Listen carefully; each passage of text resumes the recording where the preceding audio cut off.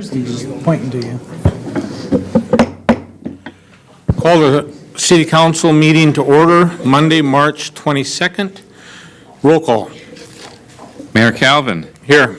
Councilmember Christensen. Here. Anderson. Here. Amon. Here. Nelson. Here. Meskey. Here. Plowman. Here. Johnson. Here. Fagerly. Here. 9 present, 0 absent. Please stand for the Pledge of Allegiance. I pledge allegiance to the flag of the United States of America and to the republic for which it stands, one nation, under God, indivisible, with liberty and justice for all.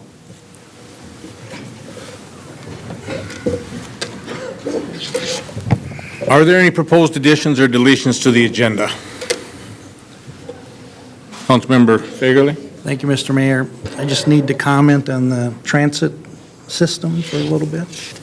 Want me to do that now or later? Why don't you do that now? Okay. The transit system met on Friday, and we're getting close to merging with Meeker County. There was a few items that need to be changed on the Joint Powers Board agenda or contract. That'll be going to Meeker County in the city of Litchfield, but they're supposed to be sending it out to Renville County, Candiac County, city of Willmar, and Kevin will be getting it, and he'll provide it to Mr. Scott to review it, and then once Meeker County approves it, then we can vote on it too. And I know that in the past, when we talked about that, I mean, they had the option of joining other area transits, and they chose to join ours, so I'm They had the hoping it's going to be smooth. They had the options of Wright County and McLeod. They picked us, so hopefully it'll be a good fit. Good, good. I know that with Renville County and Olivia, it's been a very good fit, so. Anything else? Seeing and hearing none. Consent items. Is there a motion to approve the consent items? So moved. Second. Motion been made and seconded to approve the consent items. All in favor signify by saying aye. Aye. Opposed, same sign. Motion does carry. Presentation of Citizen Life Saving Award. Chief Felt.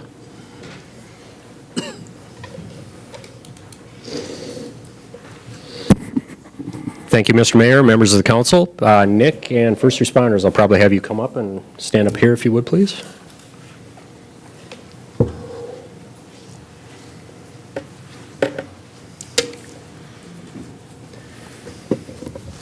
Mr. Mayor, members of the council and visitors, tonight we're gathered here to recognize a young man from our community with a Citizen Life Saving Award. In 2015, a joint endeavor was started between the Willmar Ambulance, Willmar Fire Department, the Candiac County Rescue Squad, and Willmar Police to recognize members of our community who go above and beyond in their actions to help others. The recipient tonight is Nicholas Steen, age 17 of Willmar, and he is the first formal recipient of the Citizen Life Saving Award. On February 9th at 8:30 a.m., Nicholas, then 16, was at his apartment in southwest Willmar when he discovered a 50-year-old neighbor had collapsed in the hallway. Nicholas found that the man was not breathing and pulseless, so he immediately began CPR while help was summoned by another bystander. Nicholas did CPR until officers Tim Wallace and Alex Anderson arrived and continued while they hooked up an automated external defibrillator. Willmar ambulance members Lonnie Law Police and Brianna Battalion arrived shortly after, and after a combination of defibrillator shocks and medications, the man regained a pulse and respirations on scene. He was brought to Rice Hospital and then transferred to St. Cloud, where he received additional care. He was discharged a few days later with no permanent disability from the incident. Nicholas is a junior at ACGC schools and said that he was trained in CPR as part of the 10th grade curriculum. In speaking with first responders and medical staff, they all indicate that Nicholas' prompt actions on February 9th were crucial to the survival of the neighbor. Nicholas immediately took action in a situation where others would hesitate to get involved. As a result of Nicholas' life-saving actions, the Willmar Ambulance Service, Willmar Fire Department, Candiac County Rescue Squad, and Willmar Police would like to say we're proud of you and to recognize your actions. Presenting the Citizen Life Saving Award on behalf of our agencies will be the first responders that worked with Nicholas on February 9th.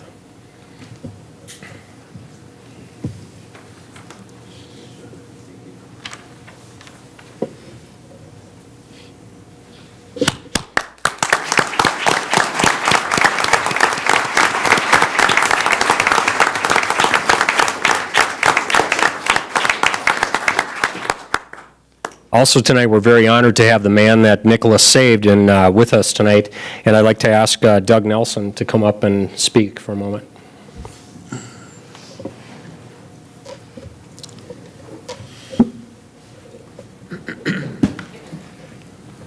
Well, this is the first I've known who else was involved on this, and I guess I owe you guys a big thank you too very much. Yeah, it's kind of hard to even explain the gratitude and appreciation of everything that was done. Kind of got a little something here for Nick. I sat and tried to come up with some sort of an award for you, but it's kind of like a Visa or MasterCard is priceless. I mean, there's no explaining it. But I got a little something here I wrote. I'd been looking at a blank screen on the computer for about an hour trying to put words together that would have done it for me, and realized there really wasn't anything I could come up with. Other than, you'll never know how far inside it went for what you guys did. Everybody's going to call you a hero, and that you are. You definitely are. You not only saved my life, but you gave me a second chance at life. I look at everything a lot differently now. Just by having that second chance. It not only changed my life, but my kids, my grandchildren. I mean, I couldn't imagine if I wasn't going to be able to spend any more time with my grandkids or my kids. It's, like I said, what you did was priceless, and I'll never forget it. And that includes all of you guys. I mean, you all did a big part on it, and I appreciate everything you guys did very much, very, very much. And put together a couple of things here for you, Nick, and I kind of feel bad. They should have had something for you guys too. Chief, do you want to grab a mic? We like to keep you on mic, Doug, so that the people listening at home can follow what you're saying, so. No, I'm just saying, I wish I would have known, so I could have had something together for the police and the rescue squad here too, rather than give Nick all of the credit, but he's got most of it coming though. So, but here's what I got for you, Nick. There. You bet. That. And then a picture of us the day I got out of the hospital. Nick's place was my first stop. I had to get over to see him, and like I say, what you did, Nick, was priceless, and I appreciate it. I'm not going to shake your hand, though. I'm going to hug you.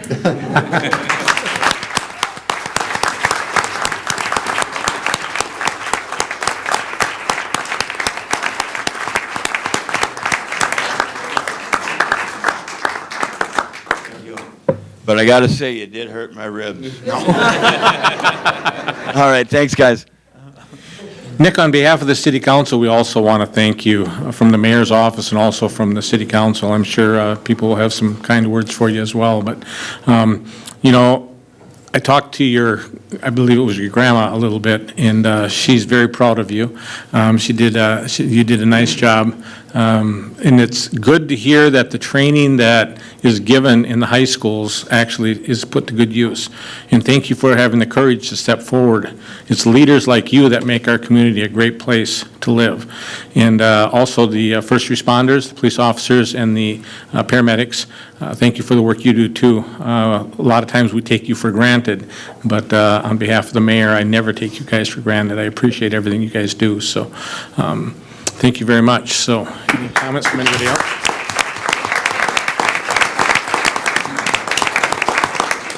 Mr. Mayor, Nick's brother would like, or I'm sorry, Doug's brother would like to speak very briefly if he could. Certainly.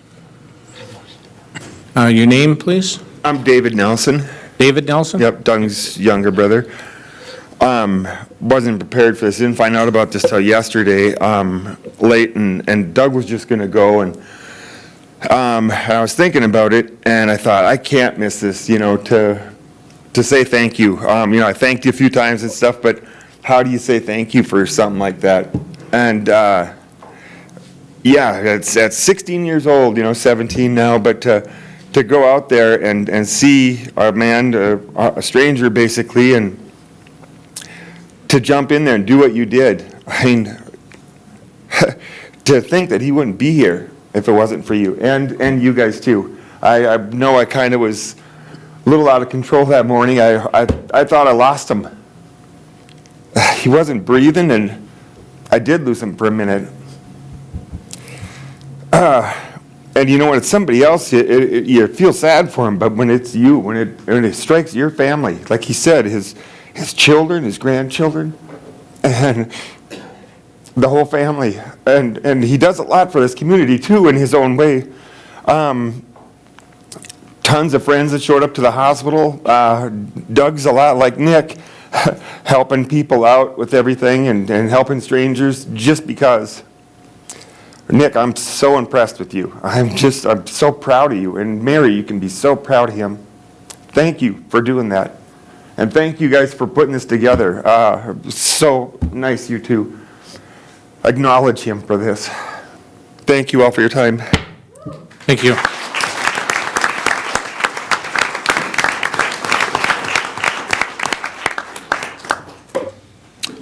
Okay, well, you guys are certainly welcome to sit through the council meeting, and those of you that have other things to do, you can do that as well. So, thanks again, Nick. Appreciate it.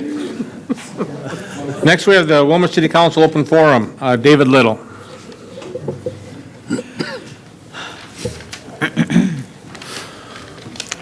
Thank you, Mr. Mayor, council members, department heads, and citizens. I'd like to address two issues.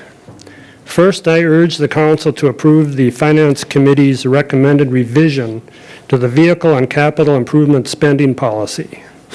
Did you know that the current policy is driving your staff crazy?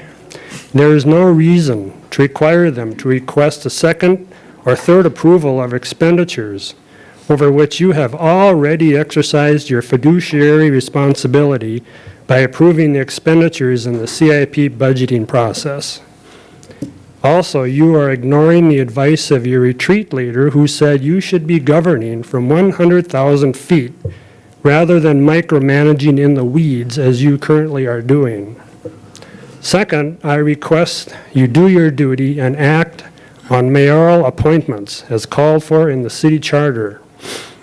I believe the appointments of 3 individuals, Todd Engel, Brad Hansen, and Julie Osmus, were tabled because they had been active in the Recall Ron effort. While the makers and seconders of the motions to table will probably vigorously deny that claim, astute city council observers know otherwise. Delayed action is unacceptable, and delay for political retribution is reprehensible. Thank you. Thank you. Julie Osmus.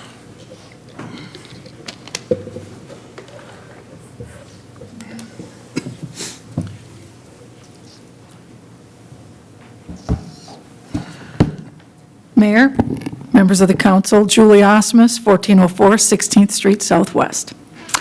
I'm here to address the appointments to the Planning and Zoning Committees. I was one of the people that applied to serve on one of these committees, but my appointment, along with 2 other citizens, was not approved by Mr. Christensen. The appointments to the Charter Commission were also blocked by some of the members of this council. It had to be taken all the way to the 8th Judicial Court for a judge to decide before they were appointed. In most cities, when competent, capable citizens submit their names to volunteer on committees, the council is usually grateful and appreciative. We're all just dedicated citizens that want to volunteer our time and talents. I submitted my name because I care about this city and our future. I have a long history of volunteering my time to help Willmar a better place to live. I was a participant in one of the first Blandon Community Leadership Programs, and there was a core group of us that went through the program that had a dream to build a YMCA in Willmar. And we held public meetings and completed a founders campaign. We hired an executive director and opened our first YMCA office in the Candy Mall. We eventually completed a capital campaign and built the present YMCA building. I was also on the board of directors of the Southwest Minnesota Peace Pipe Girl Scout Council, and I coordinated the capital campaign to build a regional headquarters to provide a science and computer lab for girls in this region. I also was on the Mayor's Aquatic Task Force and was part of a group of citizens that tried to get a referendum passed to build a swimming pool. I was the chair of the site selection committee, and we eventually got the Dorothy Olson Aquatic Center at its present location. Those were all volunteer projects that I chose to be a part of to improve Willmar. As you know, I worked for the City of Willmar Police Department for almost 33 years.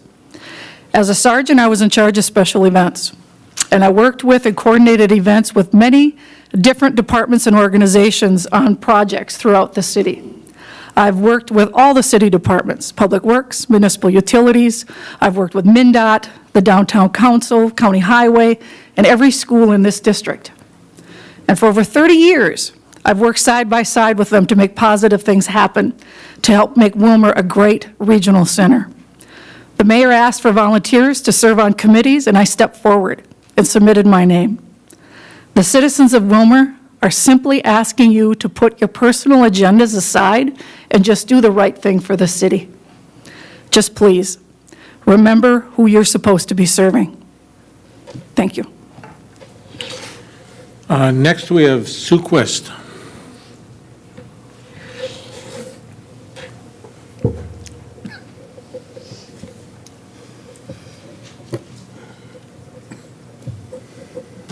Sue Quist, 1451 Hanson Drive Southwest, where my husband and I have been a resident for 30 years.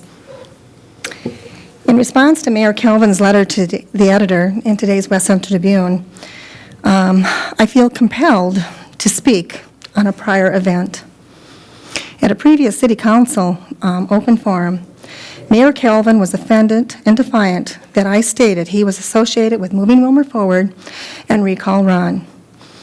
Yet, most of the mayor's nominations for boards, committees, and commissions have been members of these groups. Mayor Kelvin's campaign promises were openness, transparency, and unity. Then why has Mayor Kelvin selected these individuals for our boards, commissions, and committees? Some of these individuals divided our community. They tarnished a well-respected, multi-term council member, knowing that the standards of malfeasance would not be met, and their allegations weren't even true. Their unscrupulous tactics to persuade vulnerable adults at group homes and nursing homes speak volumes. Mr. Little, I would call that reprehensible. It's time to heal, not put salt in the wounds. Willmar deserves elected officials, board, commission, and committee members that have integrity, a servant's heart, objectivity, and good judgment. May God give each one of you city council members his discernment and his courage to do what is right and honorable, so Willmar may move onward. And thank you for that, and I'm going to take one side note of a comment made about appointments. I was also interested in being on the Charter Commission. As you well know, there was 4 that the mayor nominated. To be polite, to follow the decorum, just who my mother brought me up to be, I contacted the mayor by email and let him know that I had submitted an application to Kevin Halliday and had conversed with Sean Meske, who at that time was the chairperson. So there was 5 people. This was late afternoon. The next morning, I went to that charter meeting. Guess what? Another candidate. Who was it? The neighbor of Mayor Kelvin. Someone, Benson, who's on recall. We've got to stop this good old boy, good old girl games. Let's be genuine. Let's be honest. Let's be transparent. And if you really want unity, get people from the cross-section. The YMCA had 62 people there. Do we do appointment? Do we no nomination? How many people came from that ward? 6? Time's up, thank you. As a point of reference, Kevin, was that application sent to the mayor's office or the Charter Commission? Suquist application. Possibly both. I did not see it come by my desk.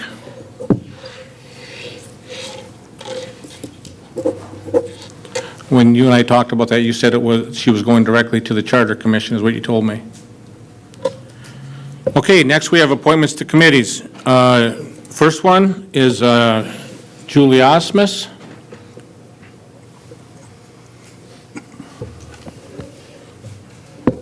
You have the write-up in front of you. Julie has requested to serve on the Planning Commission. Some of her past activities and current activities are listed there. There are currently 2 openings on the Planning Commission, which normally meets twice a month. An application has been received in consideration for an appointment, so I will make that consideration. I talked with the city attorney in regards to this, seeing that it was presented to the council previously. He stated that it could come directly to the council. So with that introduction, I would recommend Julie Osmus to the Planning Commission. We need a motion and a second to do that. So moved. Second. Motion made and second. Discussion. Councilmember Meske. I just have a procedural question. The first I knew that we were going to do these individually, I read it in the paper this morning as well. Curious why a deviation from the practice of having it on an agenda one time to review and then consider the next time. Is the reason they're individually is because that vote failed? Or Correct. is this a new protocol? No, because the vote failed the last time. And it failed on the fact of not an individual vote. It failed on the matter of the entire consent agenda was voted against. Correct, okay. So I contacted our city attorney, and he said that we could do it this way. Okay. Councilmember Johnson. Thank you, Mr. Mayor. And I believe I'm correct on this, Mr. Scott, but our procedural rules also provide for matters to be considered separately when each matter has no impact on the other. I believe it's on page, 97, 98, if I remember correctly. Been a while since I looked at it, but that would support what we're doing, Councilman Meske. No problem. I believe that's correct. And any vote, or right of any member would be to request a more specific breakdown of the vote or of the matters voted on. Correct, and the mayor's already done that, so. Correct. Additional discussion? All in favor of the motion signify by saying aye. Aye. Those opposed, same sign. Aye. Division. Roll call. Roll call. Councilmember Christensen. No. Anderson. Aye. Amon. No. Didn't hear that. No. Nelson. Aye. Meske. Aye. Plowman. Abstain. Johnson. No. Fagerly. No. 3 ayes, 4 nays, 1 abstention. Motion fails. Next is Tom Butterfield. Move to approve. Second. Okay. Motion made and seconded to approve Tom Butterfield for the Zoning Appeals Board. Tom ran for City Council in Ward 4.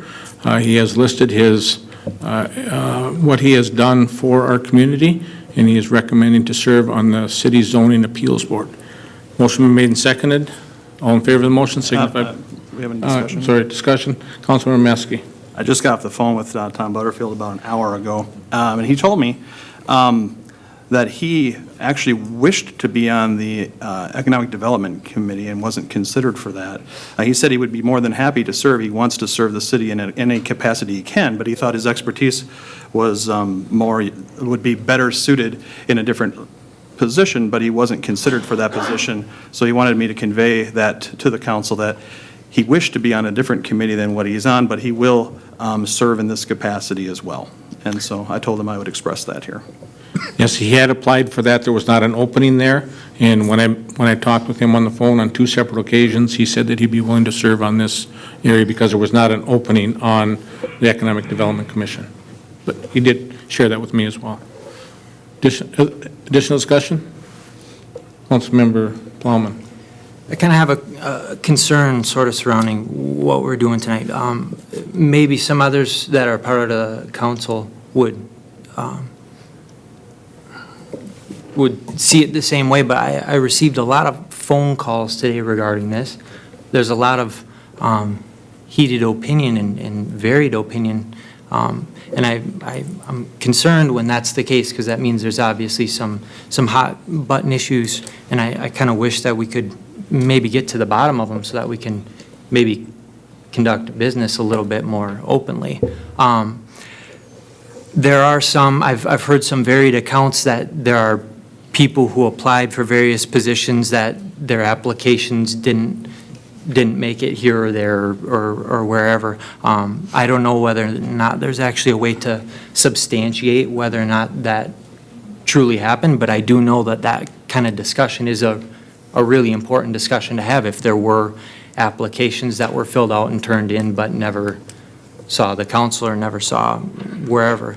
I'm wondering if any clarity could be given in terms of maybe numbers of people or selection of individuals, if there were multiple individuals that were considered for certain spots, and what criteria maybe pushed certain individuals to the front of the line or whatnot. Maybe that can help give a little bit of clarity as to what we're trying to do here. Well, I'll tell you the process I used. I don't know what process former mayors have used. The process I use is when I receive an application that is sent to the mayor's office, and generally those either go to Kevin Halliday or Janelle Summers. I review the application. I read through it. I contact the individual who applied. And the one that was mentioned in the open forum, I was told by Kevin at the time, who was the acting city administrator, that she was applying directly to the Charter Commission, is what I was told. She is correct in that she did send me an email and said that she wanted to serve. I said I look forward to her application. That's what I said. I probably still have the email. I can share that with council if they'd like to see it. So that's the process. I sit down with the individual, or I talk to them on the phone if there's an opening, if I don't know them, and I find out why they want to serve. I was into City Hall last week and went through the entire stack of applications that have been received to the mayor's office since I've taken over as mayor. And I believe that there was one individual that was not appointed to the one individual that was not appointed to the Airport Commission, and that was because there was not an opening. That was a individual that has a plane at the hangar, and he wanted to serve because he has an interest in aviation and also economic development. And there was one other individual. There's less than 5 people that have applied. Now, some people have applied for different commissions, and I've asked them to serve on other commissions because there hasn't been openings. That's what I've done. That's all a matter of public record. It's all in Janelle's office. Everything's there. The whole stack of all the applications are there. Like I said today, and I've said at the council meetings in the past, we want people to serve. If you take a look at diversity, I've tried to be diverse. I've tried to add ethnicity to our boards and commissions. Before, this was one thing that came up the first year I was mayor, is trying to get more people on these. And so I've done that. We've got some East African individuals serving on our boards and commissions. We didn't have that before. We're trying to reach out to the Latino population. On the Human Rights Commission, we've tried to reach out to the Latino population. I've talked with a number of different individuals, but again, I have to have that application before I can act on it. So that's what I've done. I don't know how else to say it. There's one individual that applied to get on the planning commission. I met with him last week, 2 weeks ago, and told him the next opening that comes up, I'd submit his name forward. But I had 2 names that I had forwarded at this point, so. Councilmember Nelson. I agree with Councilmember Plowman. I'm concerned about the process that we have, and that it's become personal and individual, and not subjective at all. I'm sitting here thinking, why would we vote for anyone right now? The vote that just took place had nothing to do with the qualifications of the person that applied. And the vote that we're going to do now, what are we going to do? He ran for office and wasn't elected, so should he be on this committee? What is this? What's this game that we're playing? The citizens of Willmar deserve better than this. They deserve better than this. This shouldn't be personal. This shouldn't be about Ron recall. It shouldn't be about moving Willmar forward, which hasn't existed for how long? This is ridiculous. If you think that there's over 900 people who signed the recall, none of them should be appointed to anything? Seriously? We ought to be ashamed of ourselves. You look at the candidates, they were brought forward with a process. What are we doing? I feel like voting no on everyone right now. I'm very disappointed. And I don't understand this process and why we're doing it the way we are. It's the mayoral appointments. Point of order, Mr. Mayor. Go ahead, state it. Comment should be directed toward the motion on the table. I am directing it. Councilmember Plowman asked the question about people calling and asking what's going on. That same thing. It applies to all 3 of these people. You know, what's the deal? What's the process? We had the paperwork, we had the process, we voted down, and not for the right reason. It's about the process. It's about the vote. I will say that I have went to my colleagues, fellow mayors across the state, talked to a number of them. None of them have ever had any of their appointments blocked or turned down. You know, I sought a good friend when the issue of the appointments to the Charter Commission came forward. At that time, she recommended to me that I just submit the name straight to the district court and not go through the council. And so, I mean, there's a lot of options that we have here, but on these appointments, you know, we've got to get people on our boards. I mean, I've talked to a number of people that I've thought would make good people to serve on boards and commissions, and they say with the way the appointment process is going, I'm not going to fill an application. And so, I mean, Andrew, there's 2 sides, or Councilman Plowman, there's 2 sides to this issue. I mean, you have people that aren't applying that want to serve because they don't want to go through what we're going through right now. They don't want the public humility. And, you know, that's a sad day. That's a sad day in our community. And, you know, I mean, people can accuse me of being involved in organizations. Like the accusations fly, they're unfounded. So, Councilmember Meske. I ran because there is a dichotomy that's going on in the community. It's very clear it's divided. I have not been part of any of the things that have been cited here, but now people want to, I'm under the same, I'm getting the same kind of a scrutiny that Ron received during his recall, and other people are, because people say, you're either in this camp or you're in this camp. And I will tell you, I am in neither camp. I haven't been in a camp. The only camping I do is with my family, okay? I'm not in a camp.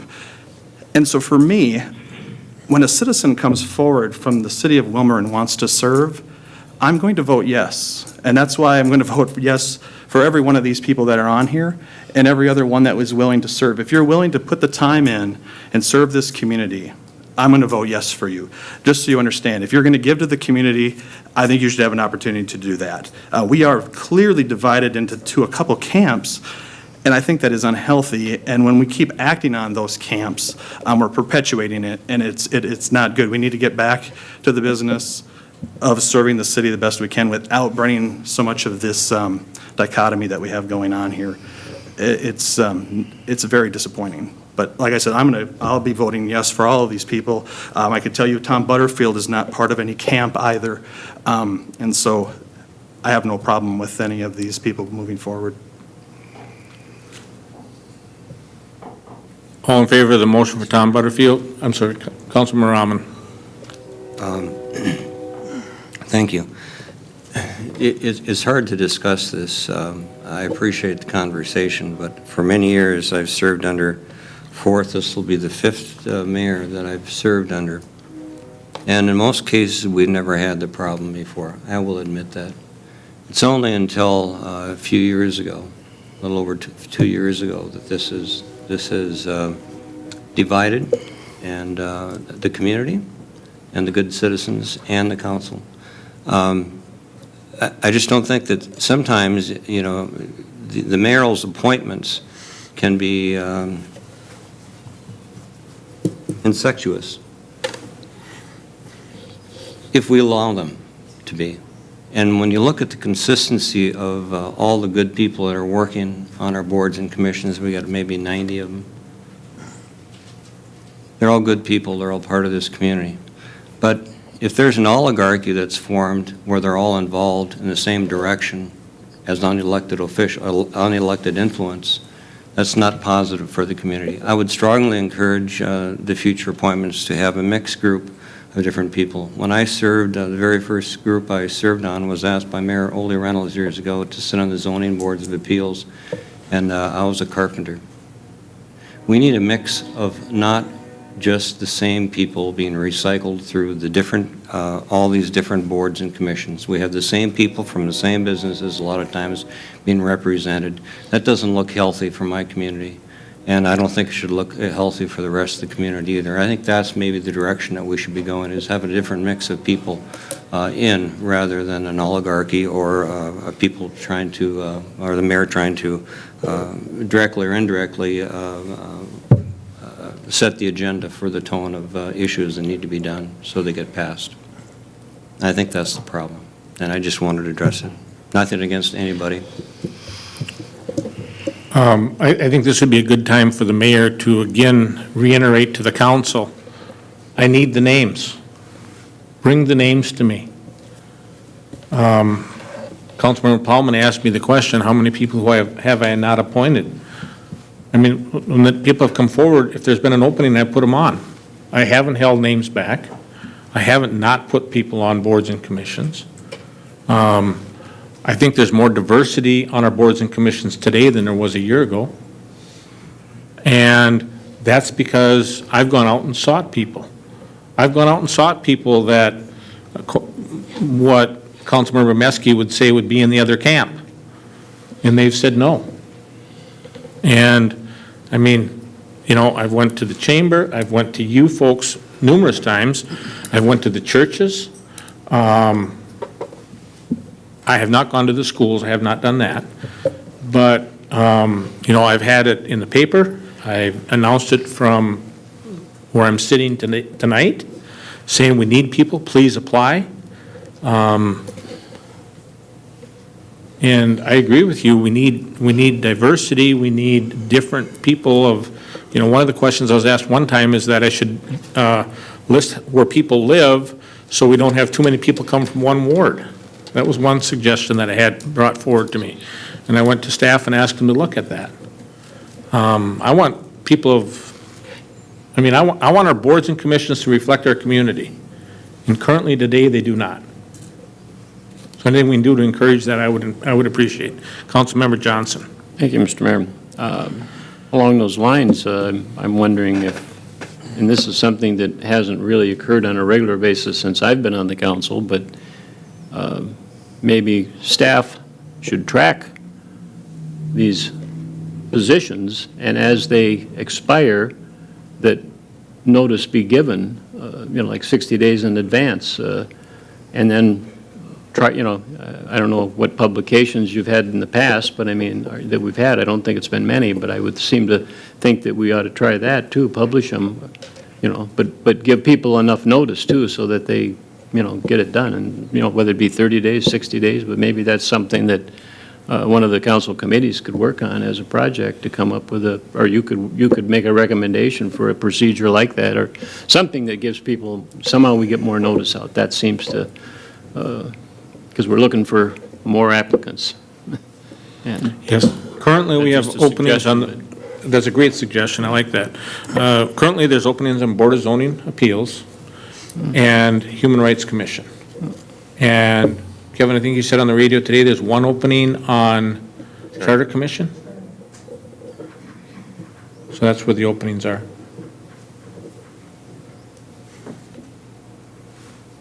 Councilmember Nelson. I'll try to be positive here, but I'm a little concerned we're creating boxes on applications. And so if you check this box, you're not going to get appointed. So maybe this council needs to decide what those boxes should be and shouldn't be. Or maybe this community should decide what those boxes should be or shouldn't be. I think we've had willing citizens come forward, and I think we do the best job that we can with that. I think there's some fault that lies right up here with not being able to let go of some things that happened in the past and try to figure out a way to move this community forward. So I'm concerned about how are we going to bring names forward if we have to start checking off boxes. And I hope we will not put anybody through what we just did tonight again. I fear for where we're going and our inability to let go of the past and move this community forward. Yeah, I've been sitting at council meetings for 16 years, and I've never seen anything like this before. And I talked to all my colleagues, and none of them have either. So we're charting new territory. I was out in Washington, D.C., and took a 7-hour class on board governance. And I shared with the people sitting at my table the process we're going through tonight. None of them could believe it. And they were from all over the state, all over the country. And they said, "You mean the mayor makes appointments and the council doesn't approve them?" They'd never heard of it. And I've had people from probably sitting at my table, 5 different states. So, and like I said, I've brought it up to my mayor's group, my cohorts, mayors. I've done that as well. But motion is on the table to approve Tom Butterfield for Zoning Appeals Board. All in favor signify by saying aye. Aye. Those opposed, same sign. Motion carries. Next, we have Rebecca Trongard. Rebecca Trongard contacted City Hall, went in and met with Megan DeShepper, talked about wanting to serve, and after having that meeting, she filled out an application that was forwarded to me. I had a nice conversation with her on 2 separate occasions. She has some experience. State of Minnesota National Realtors Association, West Central Association of Realtors, has worked in real estate in Willmar for 16 years and is interested in improving housing in Willmar. I asked her if she wanted to still be considered. She said yes, she did. And so I would move that appointment of Rebecca Trongard. She currently works out at Century 21. Move to approve. Second. Motion been made and seconded to approve. Discussion. All those in favor of the motion signify by saying aye. Aye. Those opposed, same sign. Motion carries. Finance Committee, Councilmember Anderson. Thank you, Mr. Mayor. We met on March 14th, 4:45. There were no one there from the public to comment to us. First item on our agenda then was the Westwood Court lift station and the PFA financing. Staff explained to us that the City of Willmar had previously entered into an agreement with Bolton and Mink for the engineering and construction-related services for the Westwood Court lift station project. Bids were opened on March 10th and will be brought forth to the Public Works Safety Committee meeting on March 15th for award. Staff was seeking authority to apply for PFA funding for the project estimated in the amount of $1,140,000. Following discussion, there was a motion made, second, and passed, and I'll introduce a resolution to authorize the city to apply to the Minnesota Public Finance Facilities Authority loan from the Clean Water Revolving Fund in the amount of $1,140,000. Second. Motion made and seconded. Discussion. Those in favor of the resolution signify by, I'm sorry, roll call? Councilmember Anderson. Aye. Amon. Aye. Nelson. Aye. Gomesky. Aye. Plowman. Aye. Johnson. Aye. Fagerly. Aye. Christensen. Aye. 8 ayes, 0 nays. The resolution passes. Our next topic was donation policy and procedure. Staff explained to us that there's been discussion and concerns that the city does not have a clear and concise policy for accepting donations and procedures from the general public, and that they be able to receive documentation in order for the individual or company to meet the IRS rules and regulations to take a tax-deductible donation when they file their income taxes. A sample policy was presented to us for review and comments. However, it was noted that under the existing practice, a check made payable to the city of Willmar is normally acceptable to the donor's accountant. The city would also have an individual receipt which could be mailed back to that proper address. If any donor's accountant insisted on further letter of clarity, the city clerk treasurer would prepare that sort of document on city letterhead and mail it to the proper address. It was a consensus of the committee that the current donation policy and procedure remain in place at this time, and the matter should be taken for information only. Next item on our agenda was the purchasing policy. Staff explained that a previous finance committee meeting, council members recommended some changes to the City of Willmar's purchasing policy and requested some additional time to consider various policy amounts. It was noted that back in 2004, the city had authorized the city administrator to approve purchases up to $20,000. In 2013, the council amended the policy to require council approval for all vehicle and capital improvement expenditures above $10,000, whether budgeted or unbudgeted, which creates redundancies.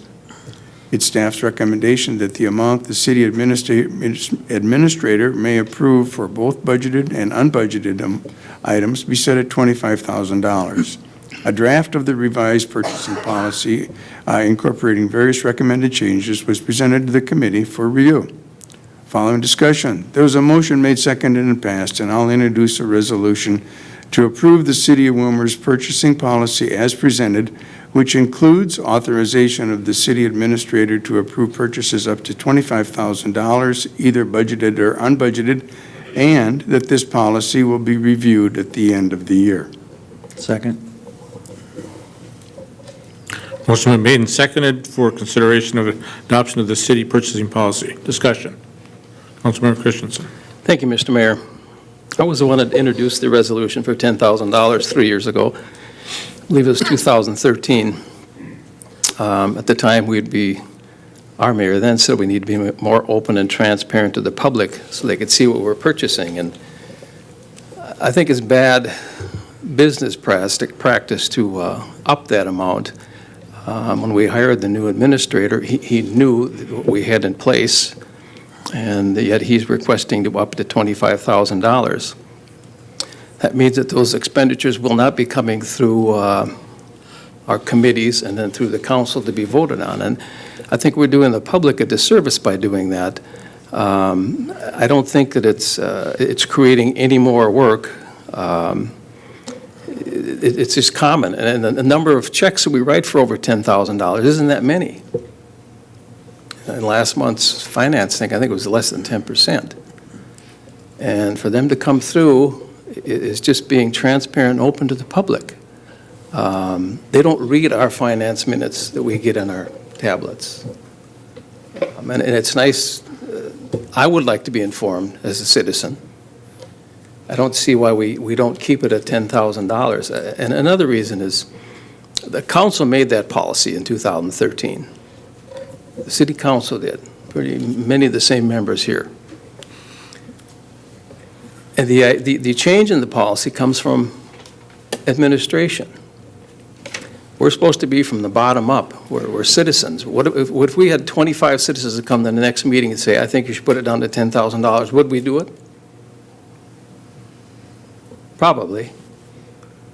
But we get our policy changes from administration, staff and administration. We're supposed to be from the bottom up, the public, people we represent. So I'm not in favor of bringing it upping it to $25,000. I think it's fine where it's at, and it's more open and transparent to our public, the people that we're responsible to. Councilmember Plowman. Thank you, Mr. Mayor. I agree with Councilmember Christensen that a lesser amount does give us the opportunity to overview and explore various purchases in detail. It provides, yes, another level of redundancy and/or transparency to the taxpayers. And while that's all good, I also believe that at the same time it might be construed or maybe considered as micromanagement. And I think that can be really detrimental to an organization, say a business. Well-functioning businesses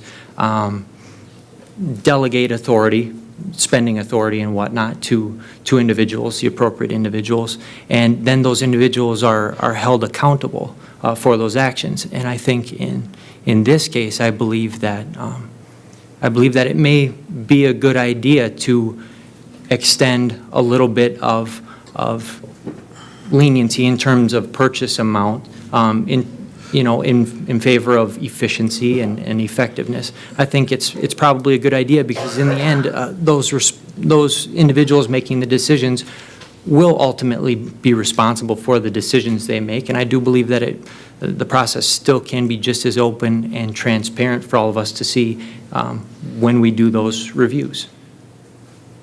Councilmember Anderson, followed by Meske. Yeah, thank you, Mr. Mayor. I just want the council to remember that the last few years when we go through the capital improvement projects, last year in particular, we spent considerable hours, a lot of time here working on it, and we did drop a few of the items. So we have talked about these at great length.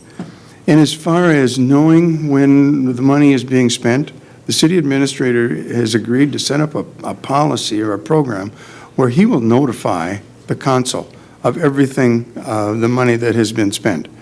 And I think that the idea that staff is driving this is maybe not totally the way that I see it. We as council said we want to try to get out of the weeds and not be bogged down on details and work more on policy. And I think this is an extension of what we were trying to accomplish at our retreat. So I don't know that it's a staff-driven thing as much as it is a council's decision to try to be more refined and work more on policy issues. So this is a good policy, and don't forget also that right in the motion was that we were going to review this again at the end of the year. So if it has a problem, we'll review it. So I think this is something that should be passed. Councilmember Meske, followed by Johnson. I was going to echo what Council Members Plowman and Anderson just said. Part of it, on page 2 at the bottom, it talks about having a monthly review sent back to the council because we were worried that there could be things happening outside of our view, which I wouldn't have been in favor of any amount if that were to happen. But the fact of the matter is they're going to have to report every month of what was spent. And we looked at the city administrator and said, you get 1 month. If you mess up, it's on you, and don't think you're going to get a pass then, because if we're giving the latitude here and the freedom here, it comes with that responsibility. So I was comfortable once the feedback loop was put into the policy. I think it's going to be something we can see how it works for the year and revisit at that point. But I think this is probably the direction we need to move. Councilmember Johnson. Thank you, Mr. Mayor. I'm uncomfortable with this policy. Number one, we haven't had a problem in the past. I'm not aware of any purchases that were delayed that exceeded $10,000. I think it encourages, instead of a tighter budgeting policy, it encourages a more lax policy.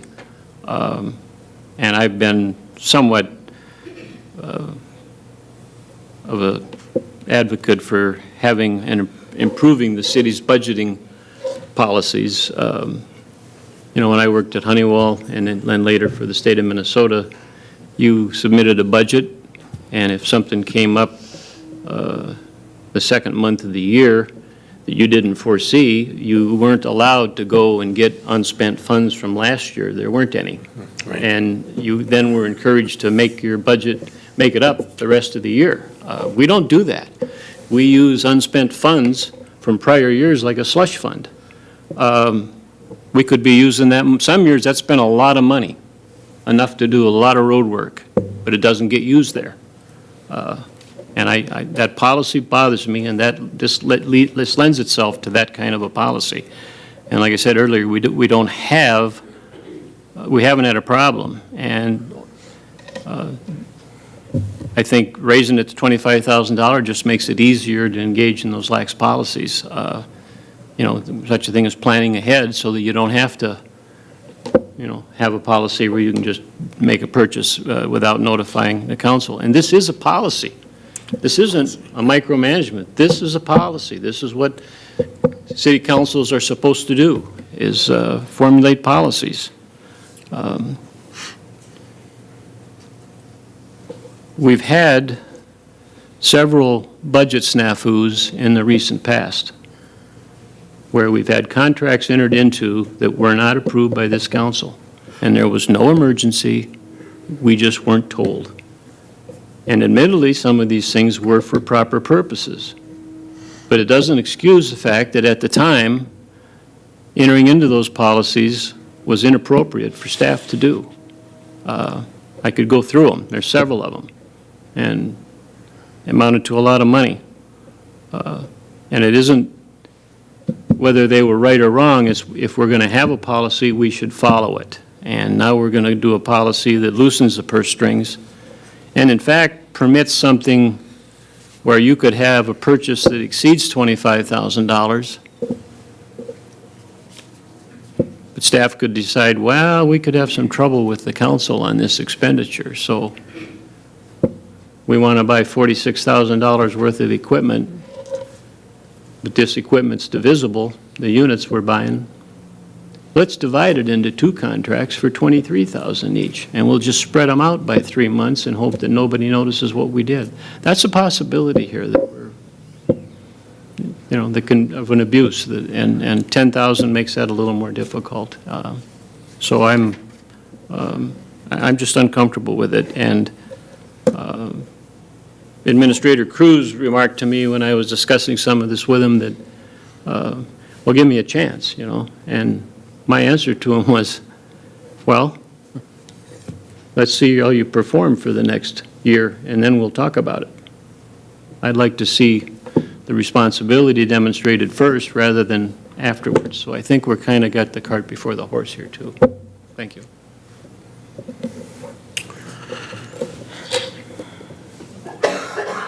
Roll call. I'm sorry, Councilmember Rahman. Question. This was brought up by staff's recommendation. I'd like to hear from staff. I've seen some written reports.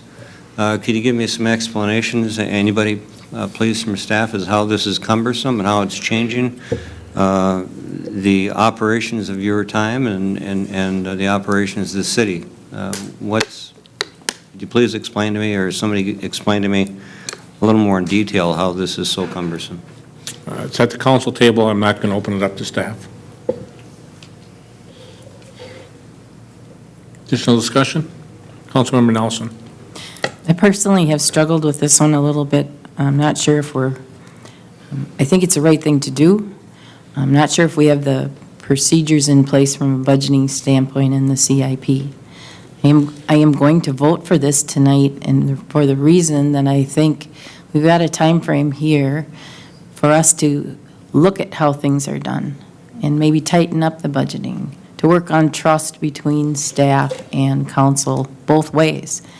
I think there are some trust issues out there, and but I do think that we need to give this a chance. I think we've made a commitment to try to get up to the right level of governance, and I think this is a step in the right direction. I think that Administrator Cruz has offered to do a monthly report. With that, I still have some questions about some of the budget things that went on, but I do think maybe we need to change some of those budgeting process and even some of the things that Councilmember Johnson referred to as slush funds. Maybe we got to look at some of those things differently when we do our budgeting. But I'm willing to give this a try and see where we are. And so I'm hopeful that we can find a way to be positive with this. So, Mr. Mayor. I'm going to reconsider my previous statement. Is there someone from staff that's prepared to answer the question that Councilmember Amon asked? Thank you. City Administrator Halliday, do you want to, in the absence of our administrator? Mr. Mayor, I'm not Comment? City Administrator Halliday, but I'm sorry. I will withhold any comment because I'm probably the only department head that does not purchase any item over about the cost of a file cabinet. So I'll not comment. Anybody else? Any other discussion? Roll call. Councilmember Amon, No. Nelson, Yes. Meskey, Yes. Plowman, Aye. Johnson, No. Fagerly, Aye. Christensen, No. Anderson. Aye. 5 ayes, 3 nays. Resolution passes. Councilmember. Okay, moving along, now we're going to talk about statutory municipal liability coverage limits. Staff presented details of the current statutory tort liability limits to the extent of the coverage purchased from the League of Minnesota Cities Insurance Trust. A decision must be made annually whether to waive the limits.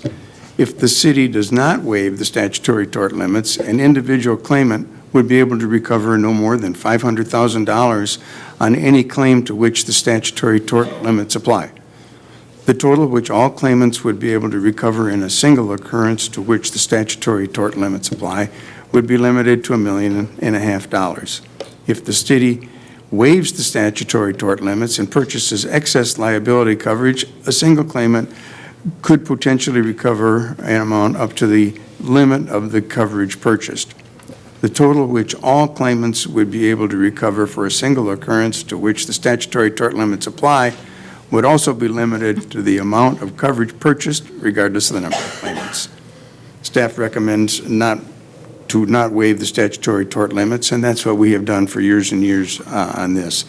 Following discussion, there was a motion made, second, and passed, and I'll introduce a resolution stating the city will not waive the statutory tort limits established at $500,000 per claimant and $1.5 million per occurrence. Second. Motion made and seconded. Discussion. Roll call. Councilmember Nelson, Aye. Meskey, Aye. Plowman, Aye. Johnson, Aye. Fagerly, Aye. Christensen, Aye. Anderson, Aye. Amon. Aye. 8 ayes, 0 nays. Resolution passes. Councilmember Christensen, I didn't see your hand, so. Yeah, I just said, I wonder if somebody could explain that in layman's terms.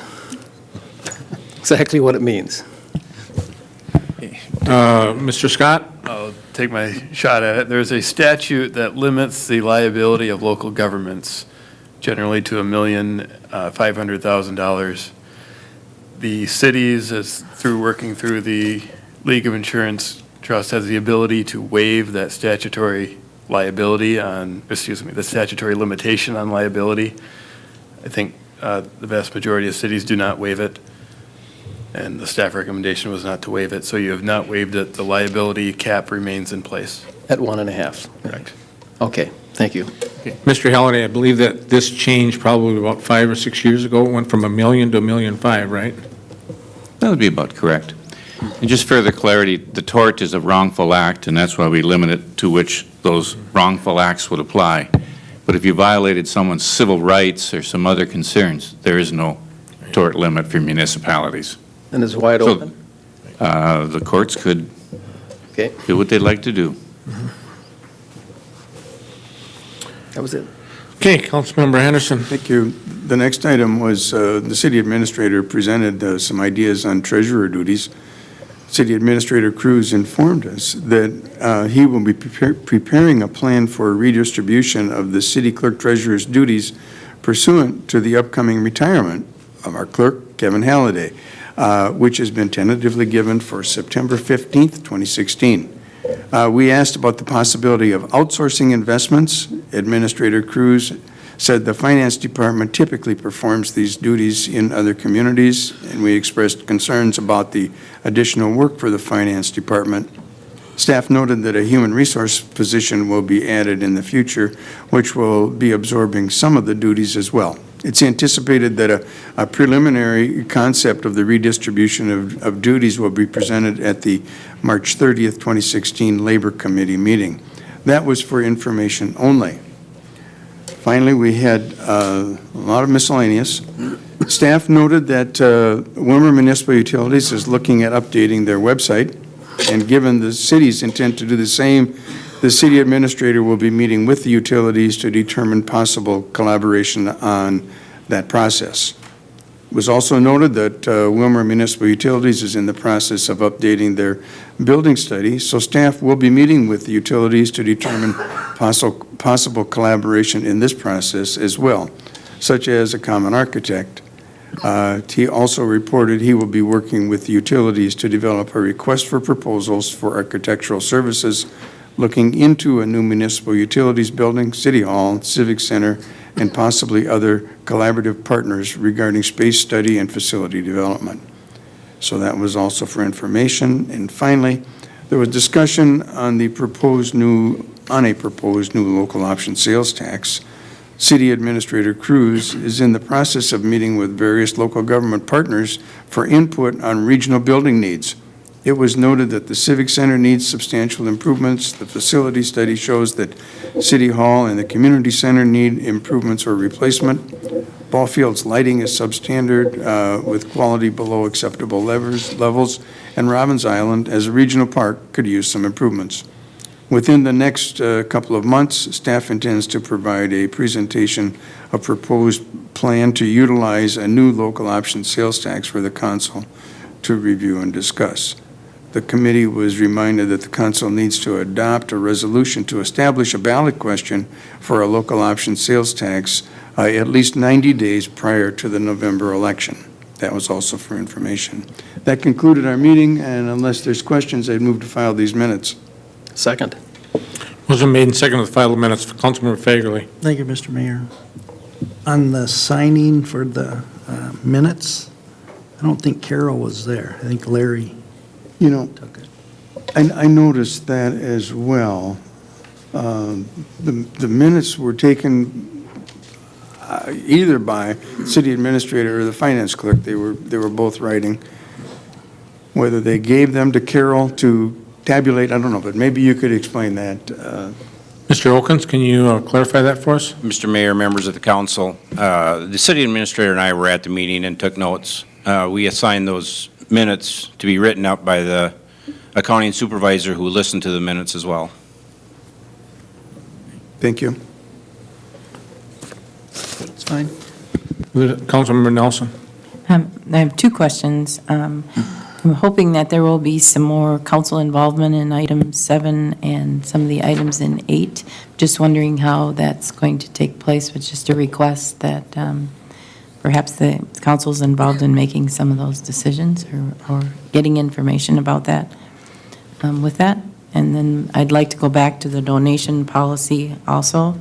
I did have a conversation with Administrator Cruz following the meeting, and I still am looking for clarification of something that can be posted so people have an understanding of our donation policy, and I think or how to make a donation to the city and what it will go for. So I'm hopeful that we'll see some of that come back again. And it wasn't reflected in the conversation. Correct. I know that there's been some conversations, I believe, in the Friday memo that there was a notice of the March 30th Labor Committee meeting. So I'm assuming that some of that might be clarified there for number 7. Number 8, last week I was down and met with Dave Baker, Representative Baker and Representative Coonan in regards to the local option sales tax, and all of that would have to come back to the council to get approval before the referendum went to the constituents to vote on it. So that's how that would have to happen. Isn't there a time frame on that, too? Yeah, it's going to be 90 days before the election. Got to be out there. So. The question has to be prepared 90 days prior to the November election. Councilmember Nelson. Mayor Calvin, thank you. I believe last time that that a local option sales tax was done, there was a group, whether it was a committee or some sort of structure structured to work, make sure we're not missing some things or doing some things. So that was my question for where we're going. What is it we're trying to do with that? So I was just curious with how that was going to work. Okay. Councilmember Anderson. Thank you, Mr. Mayor. You know, and regarding this local option sales tax, I think it would be a very good idea for the city council to maybe have a work session. We may have some ideas too, and before we get too far down the road, I think it would be good to get everybody on the same page so that we can get this done in an orderly manner. I think there's probably momentum for it, but I just want to make sure that we don't get the cart before the horse, and perhaps the council will have many different ideas than what our staff would have. So I think we need to have a session where we can talk about that. Mr. Oakins, I'd like you to comment on the process we used last time, but after Councilmember Alman speaks. Councilmember Alman? Mr. Mayor? I'm sorry. Councilmember Johnson? After Mr. Oh, I'm sorry.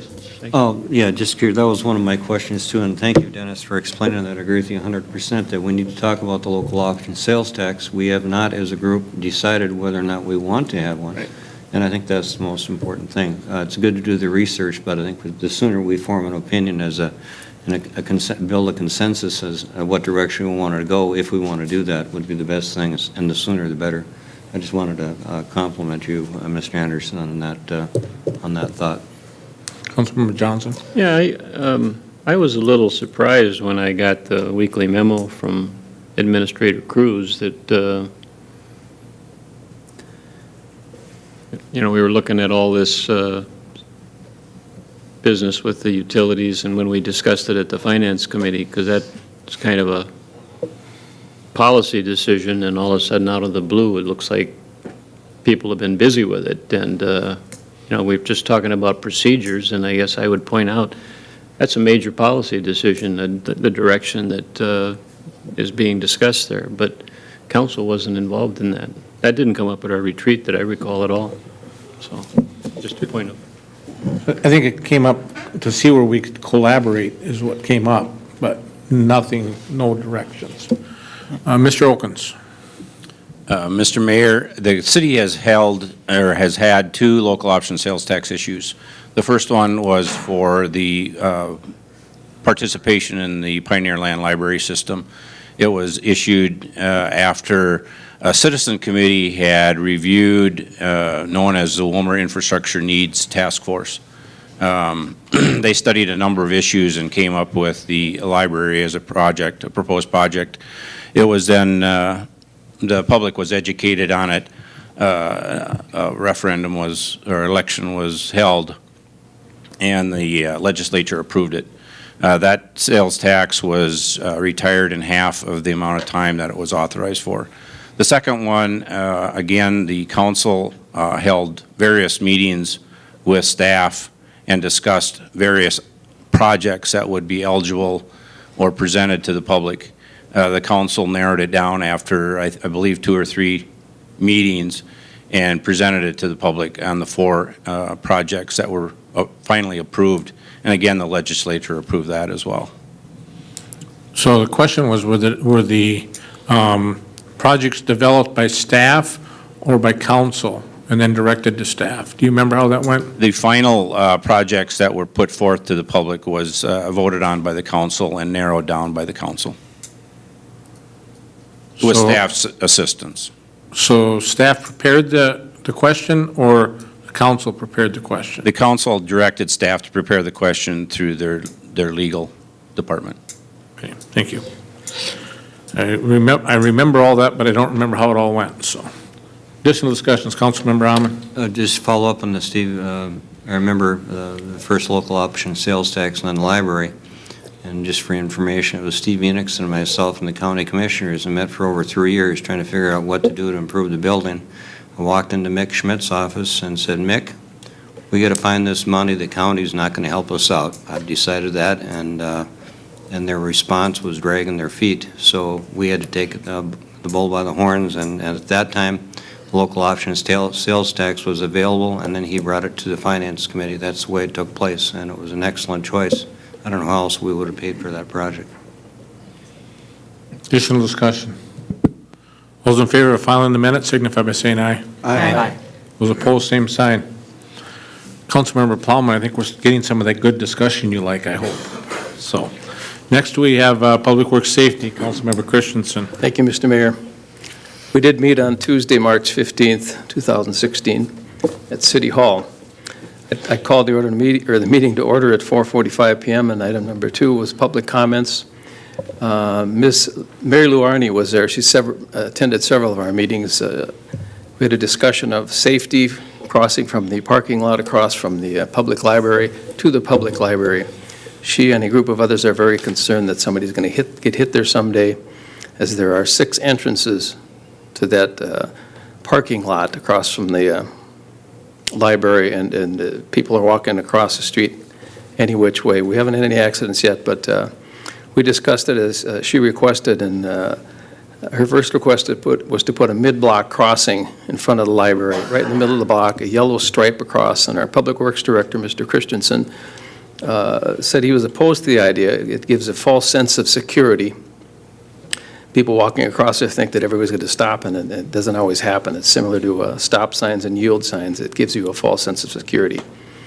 Her next suggestion was to remove one parking space from across the street, the one closest to the southern Trot Avenue across the street, and our Public Works Director said we could do that and see if that works. It'll give you better sight from, as you're turning left from Trot Avenue or right and going toward the library, you'll be able to see more clearly if there's any people crossing in that area.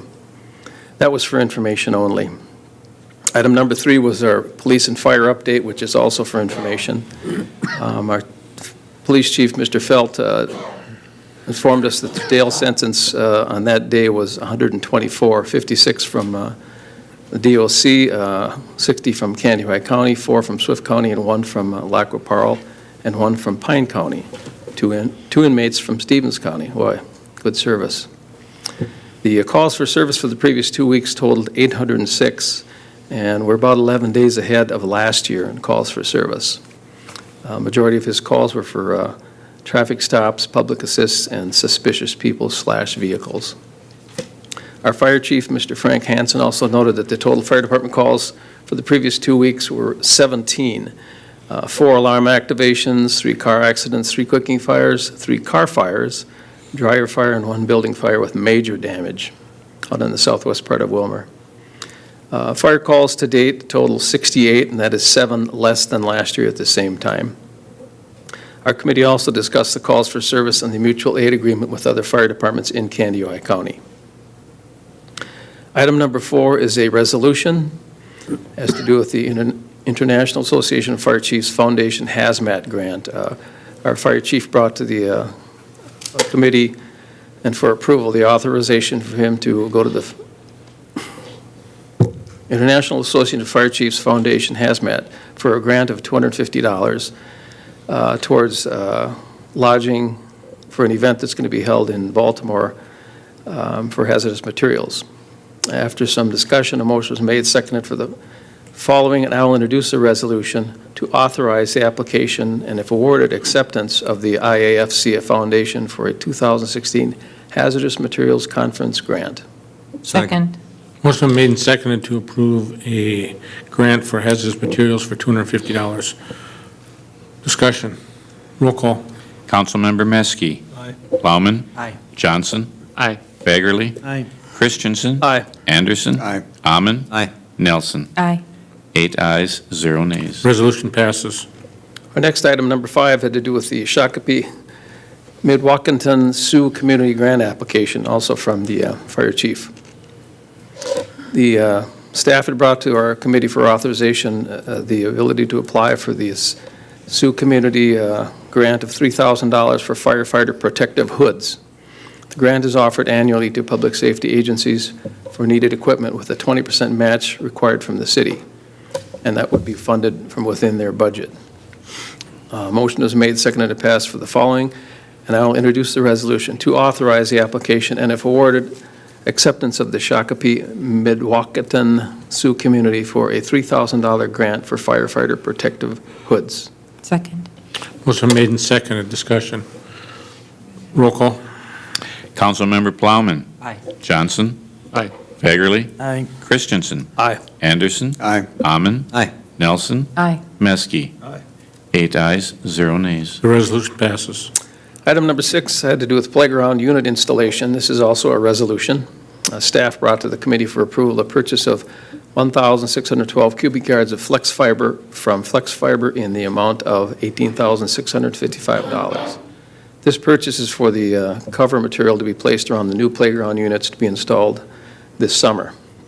Staff has received 3 quotes for with the lowest bid being from FiberFlex, and the product meets all ADA requirements and is mold and flame resistant.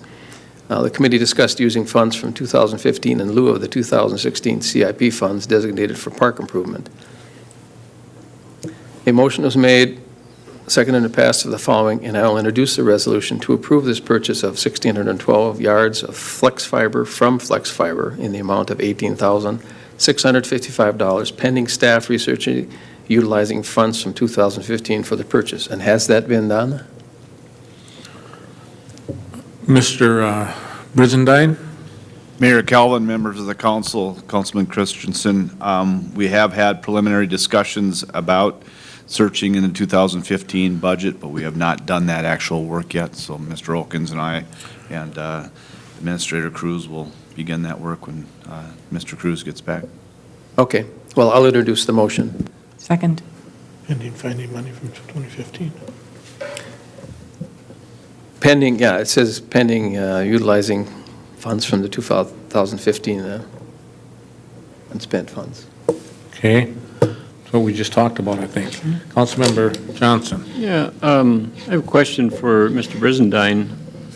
When did we discover we needed this extra material for installing the new playground equipment and stuff? Mr. Brizendine? Mayor Calvin, members of the council, Councilman Johnson, staff had researched when we purchased the playground equipment last fall, early winter, had researched options available to us for the cover material of these playground units, and upon the research and discussion about what we think is the best product for this work, that is when we came to the acknowledgement of the need for this type of cover. We think it addresses the ADA issues that we're trying to address moving forward with our park system versus using P-rock or sand that is the current product that is being used in playgrounds. So we did know that the need was there. We did not know what surface we were going to do when we purchased the playground equipment a year ago. Yeah, because I don't recall at any of our meetings for the Education and Rec Board that any discussion about this stuff when we were talking about the cost of the equipment. I would have thought it might have been included with that, so we'd have some knowledge about how much we'd actually be spending.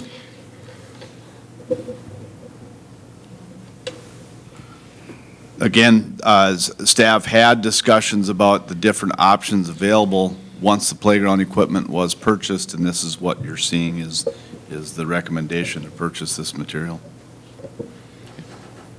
Thank you. Councilmember Nelson, followed by Anderson, followed by Fagerly. Councilmember Nelson has a question? Mr. Yeah, Councilmember Nelson first. Yep. Councilmember Johnson, I had asked that same question at the Public Works meeting, because I think at the meeting, we had discussed making sure that there was enough money for installation, and that's why I was requesting that it go back to be looked at where the funds can come from in 2015, because that's the conversation that I think we had at Community Ed and Rec, was that there was funds to complete the installation with it, so. But I don't remember those being part of the discussion No, when we were I don't think deciding they to were. buy the equipment. So that's. The equipment and the installation, I think, were discussed. I don't think this surface material was. Councilmember Anderson, followed by Fagerly. Thank you, Mr. Mayor. I just want to make sure I'm clear on the motion. It will come out of 2015, and if for some reason it can't come out of 2015, then it will have to come back to us. Am I understanding that right? Well, the motion is to approve it, pending staff researching the utilizing funds from 2015. Should it come back to us? I think we're approving it whether it's 2015 or 16. We were just asking them to research utilizing funds from 2015 if available. Okay, all right. Councilmember Fagerly. Thank you, Mr. Mayor. Steve, this flex fiber, how long has that been around? Mr. Brizendine. Mayor Calvin, members of the council, Councilman Fagerly, this company itself is a fairly new company. The product has been around for a number of years in different versions. The 3 companies that we received bids from, 2 of those companies have been around quite a while, and their product is in many playgrounds around the Minnesota and the nation.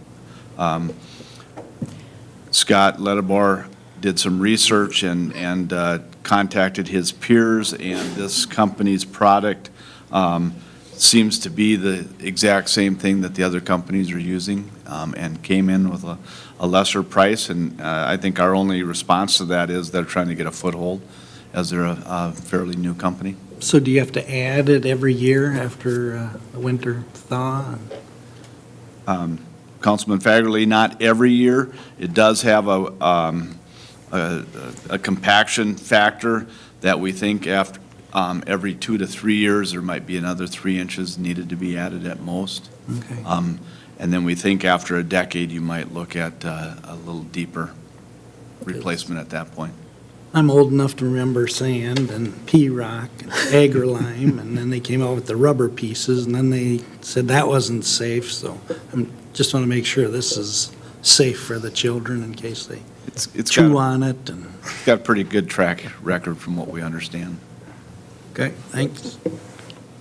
Okay, so as I understand it, the resolution is to approve spending the money to purchase 1,612 cubic yards of flex fiber in the amount of $18,655. Try to utilize 2015 funds. If it's not there, take it from 2016. Is that my understanding? Yes. That was my understanding, if it was seconded. It was seconded, yes. Okay, roll call. Councilmember Johnson. Aye. Fagerly. Aye. Christensen. Aye. I didn't hear you, sorry. Aye. Oh, thank you. Anderson. Aye. Amon. Aye. Nelson. Aye. Meske. Aye. Plowman. Aye. 8 ayes, 0 nays. The resolution passes. Item number 7 was purchasing a pressure washer. This is a motion. Staff brought to the committee for approval the purchase of a pressure washer from Swanson Equipment Company in the amount of $6,372. Public Works staff received 2 quotes for the purchase in the unit in accordance with the 2016 CIP. After some discussion, a motion was made, seconded to pass for the following, and I will introduce the motion to purchase of a pressure washer from Swanson Equipment Company in the amount of $6,372. Second.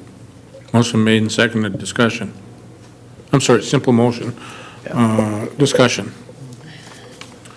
All in favor signify by saying aye. Aye. Those opposed, same sign. The motion does pass. Item number 8 was had to do with the Country Club Drive lift station consideration of bids. This is a resolution. Once again, staff brought to the committee for approval for us to award the contract to Quam Construction of Willmar in the amount of $458,398.70 for a new lift station at Country Club Drive. They received 3 bids with a low bid submitted by Quam Construction.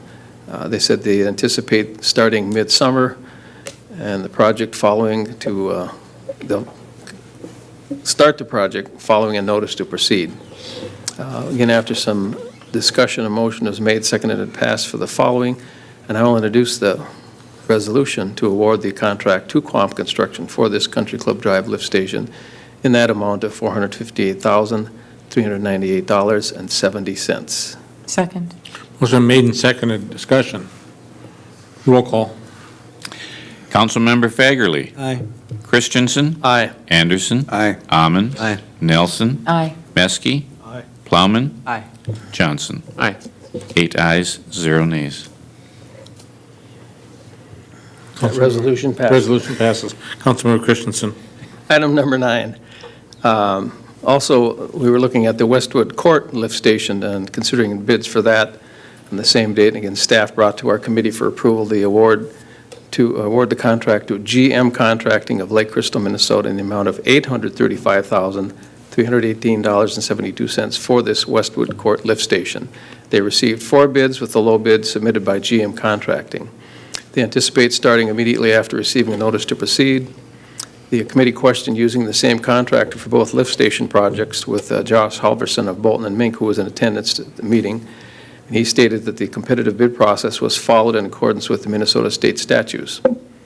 After some discussion, again, a motion was made, seconded, and passed for the following, and I will introduce the resolution to award the contract to GM Contracting for the Westwood Court lift station in that amount of $835,318.72. Second. Motion made and seconded. Discussion. Roll call. Councilmember Christensen. Aye. Anderson. Aye. Amon. Aye. Nelson. Aye. Meske. Aye. Plowman. Aye. Johnson. Aye. Fagerly. Aye. 8 ayes, 0 nays. Resolution passes.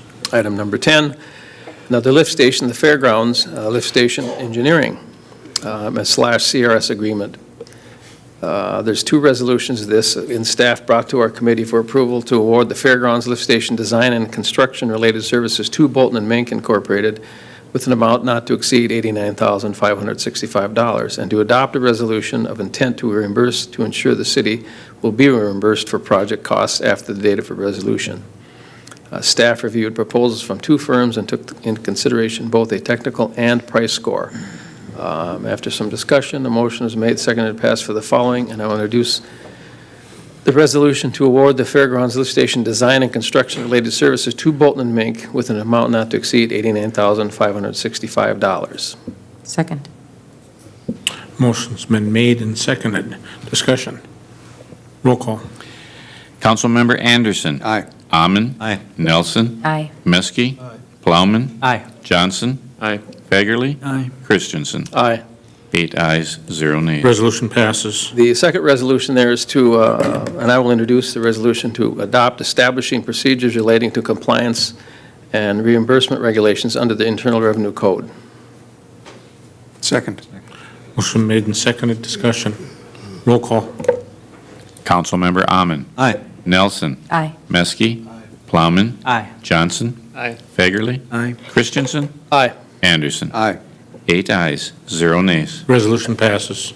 Item number 11 was to accept project and authorize final payment for project 1504. This is a resolution. Once again, staff brought to our committee for approval acceptance of project number 1504 and authorize final payment to Dunix in the amount of $11,465.52 for path overlays and striping. The total cost of the project is $168,353.64 and is within the project budget of $171,492.75.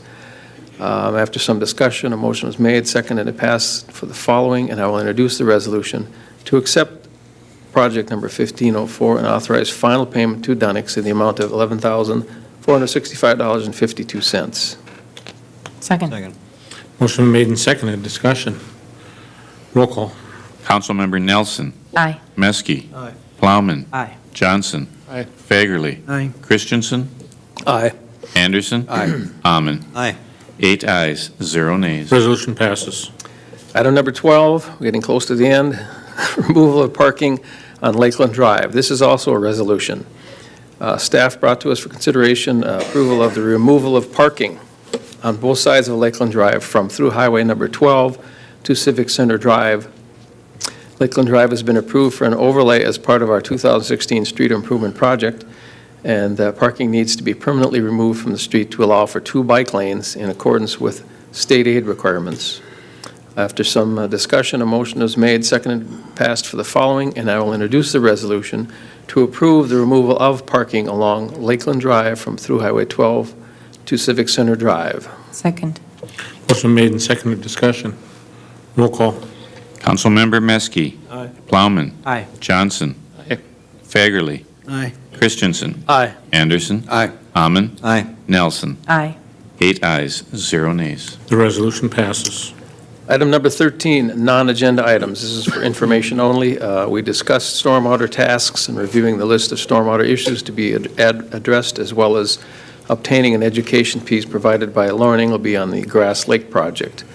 The committee discussed salt reduction mandates, with staff noting Donahue and Associates were previously contracted to work with the wastewater treatment facility and MPA to approve a 20-year compliance schedule. Staff also brought forth a professional services agreement with SRF in the amount of $56,827 for the Rice Park project. The committee requested the agreement formally be presented at the council meeting for council action. I think we should go to Mr. Brizendine for that, or who are we going to for that, Kevin? Correct, sir. Mr. Brizendine? Mayor Calvin, members of the council, before you is a agreement with SRF to provide services related to this 2016 capital investment plan that decided to create a renovation project at Rice Park. Their agreement calls for services that would be in design development, construction documents, project management, construction assistance, and other miscellaneous expenses. They plan to partner with Ingen and Associates to provide architectural services. The financial consideration is $56,827. That's part of the $706,000 that's been allocated to the 2016 CIP for this project. We think that this is good bang for the buck. SRF knows Willmar helped us create the park plan and has the expertise to lead us through the work that will take place at that park. Okay. And so the 706,000, the 56,827 would come off of that, and that is not for the entire project, it's just to get the project started, is that correct? That is correct. Councilmember Christensen? At the meeting, I suppose you want a motion before we discuss it? Yeah, please. I'll make the motion then. I'll second it. Motion made and seconded to consider an agreement with SRF Consulting Group. Councilmember Christensen. Thank you, Mr. Mayor. At the meeting, there was a lot of discussion on whether or not we're going about this properly. Mr. Amman had some concerns, and I had also after reading through it over the weekend. And I'm under the impression we should probably bring this back to committee or table it until we get some more details on the type of building they're going to put over there. And I don't know if we're allowed to approve money to go to a subcontractor that we're approving money to for SRF to do the, I guess it would be general contracting. And in the motion is an approval of spending funds for a subcontractor to them. We don't know, I don't know if we can legally do that. Maybe Mr. Scott can answer that. I guess my question would be is how is that any different than what we just did where we approved an agreement with Bolton and Mink to subcontract to somebody else to do the work? Well, the bids were let. There's no bids in here. Okay. There's no bids. Mr. Scott? Normally it comes to us, bids are let, and we see what's there, and then we approve it or disapprove it. Mr. Scott? I'm sorry, Mayor, Member Christensen, are you asking if it's proper for the council to approve a professional services contract with SRF this way? Knowing that they're hiring a subcontractor to do, I guess it's part of the design, and I have a question on that also, all the costs of the design of that building. But yeah, can we approve a contract where they're giving X amount of dollars to a subcontractor underneath them? Mr. Scott? No, I have not reviewed this previously. If this contract is strictly for professional services, design services, that would be exempt from the municipal contracting law, you could do it. I'm not sure exactly how it's set up, if they would have a subcontractor to actually do the work, if that would fly or not. Well, there was no bids. I mean, they're just basically giving it to somebody and saying, here and there. Yeah, I just, my initial reaction is if the professional service provider would be retaining a construction company without going through bidding, that you couldn't do it that way. What I saw in the minutes was just a agreement to retain a firm to do professional services, which would be fine. But if there's actual contracted work attached to that somehow that I wasn't aware of, then I don't think you could do that. Mr. Brizendine, could you help us understand that a little better, maybe? What we're asking for is to enter into an agreement with SRF to provide design development, construction documents, project management, construction assistance, and other expenses that would go into that work. We do not have any decisions made about the design of any of the building that would take place. Thus, what we're really entering into is for them to lead us through the process of what product that will end up going with at Rice Park. So those decisions will be made in conjunction with the Joint Powers Board, SRF, leading us through a process that will create the design that we will bring back to this body for final decision. In my understanding, that was going to come back through Public Works, Public Safety, correct? That is correct. Okay. Okay, I've got a whole bunch of people here, so let me start getting after the list here. So Nelson, followed by Anderson, followed by Amon, followed by Johnson. Thank you. I have a couple of questions. Like an attorney firm. I have a couple of questions. So did we request Ingen and Associates, or did SRF request to have a subcontractor? And it looks like they're providing architectural services. The one thing I think that is good with working with them is that if you go back to the park plan, some of these costs, I think, hopefully will come out with some models or some of what can be used in other parks, so that we have a design that carries over from one park to another as if we keep making improvements in our parks. So I would hope that we can come up with some building examples, signage examples, even some of those kinds of things by using an architect to design this. So I think it's a good place to start, and I think we need the help with that. I don't know where the subcontracting thing came from. I'm not opposed to it. I'm just curious with, SRF did the park plan. They had some great ideas in there, and I think we just got to make sure if we're that we do it right the first time. So those would be my questions with that, so. Okay. Councilmember Anderson.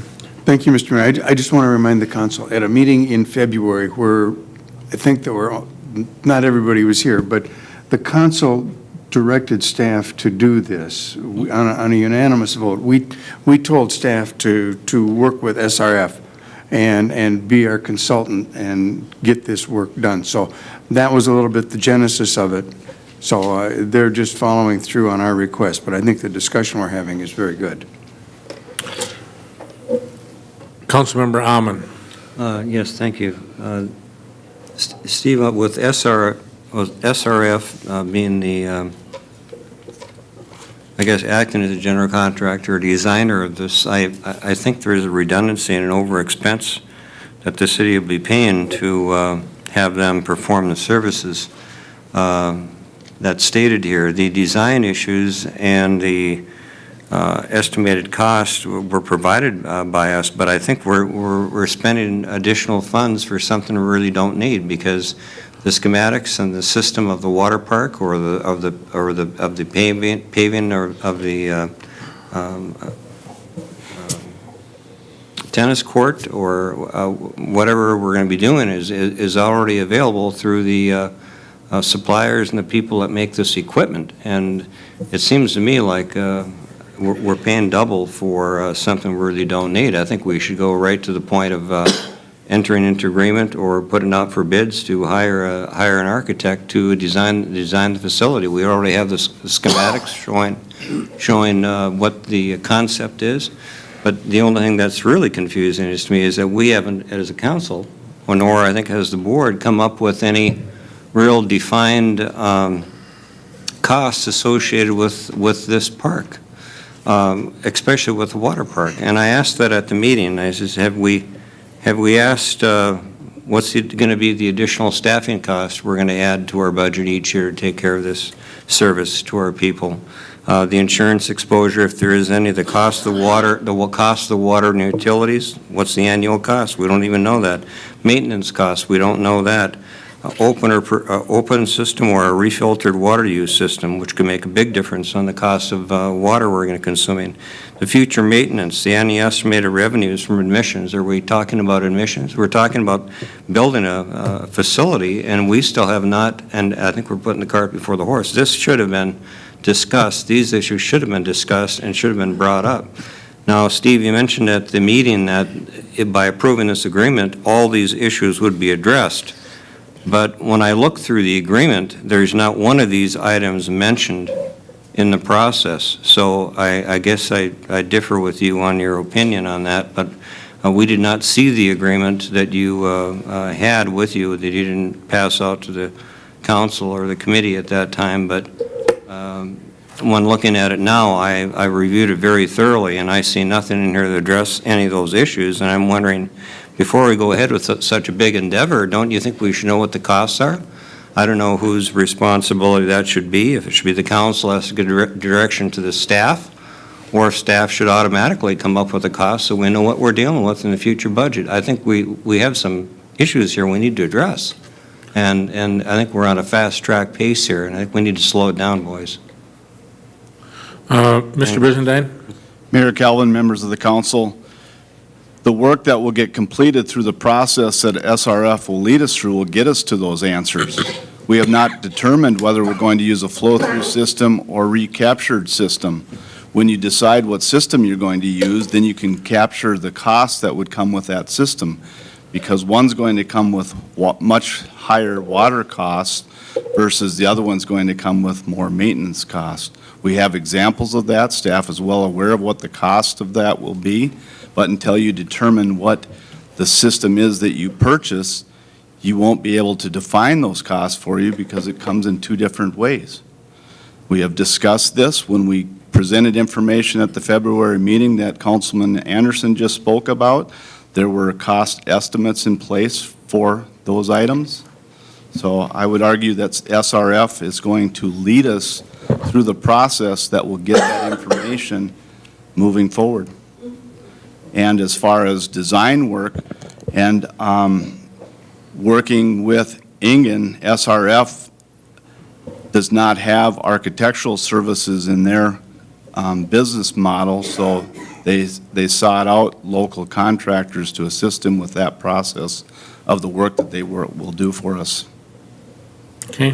Councilwoman Johnson. Thank you, Mr. Mayor.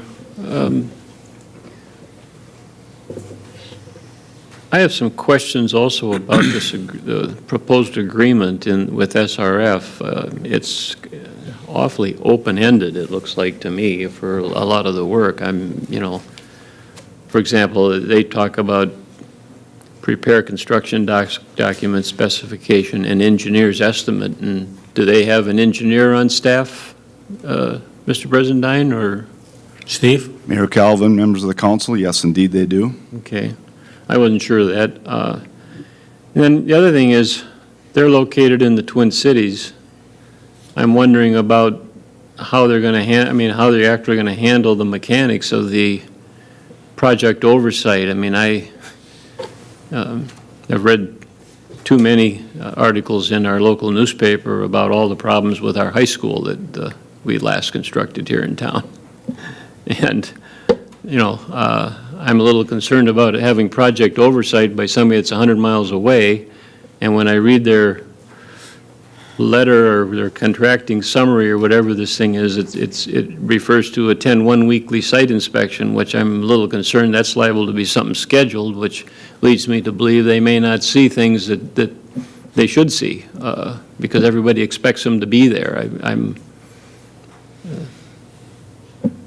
Those are some of my concerns. It just, and I don't know what their experience is in actually supervising construction projects versus planning parks, and what their references might be in that regard. Maybe you can help me with that. Mr. You've worked Brizendine? pretty close with them. I'm sorry. That's fine. Mr. Brizendine? Mayor Calvin, members of the council, Councilman Johnson, SRF is a well-known firm that has worked with many communities on park projects very similar to the one we're discussing.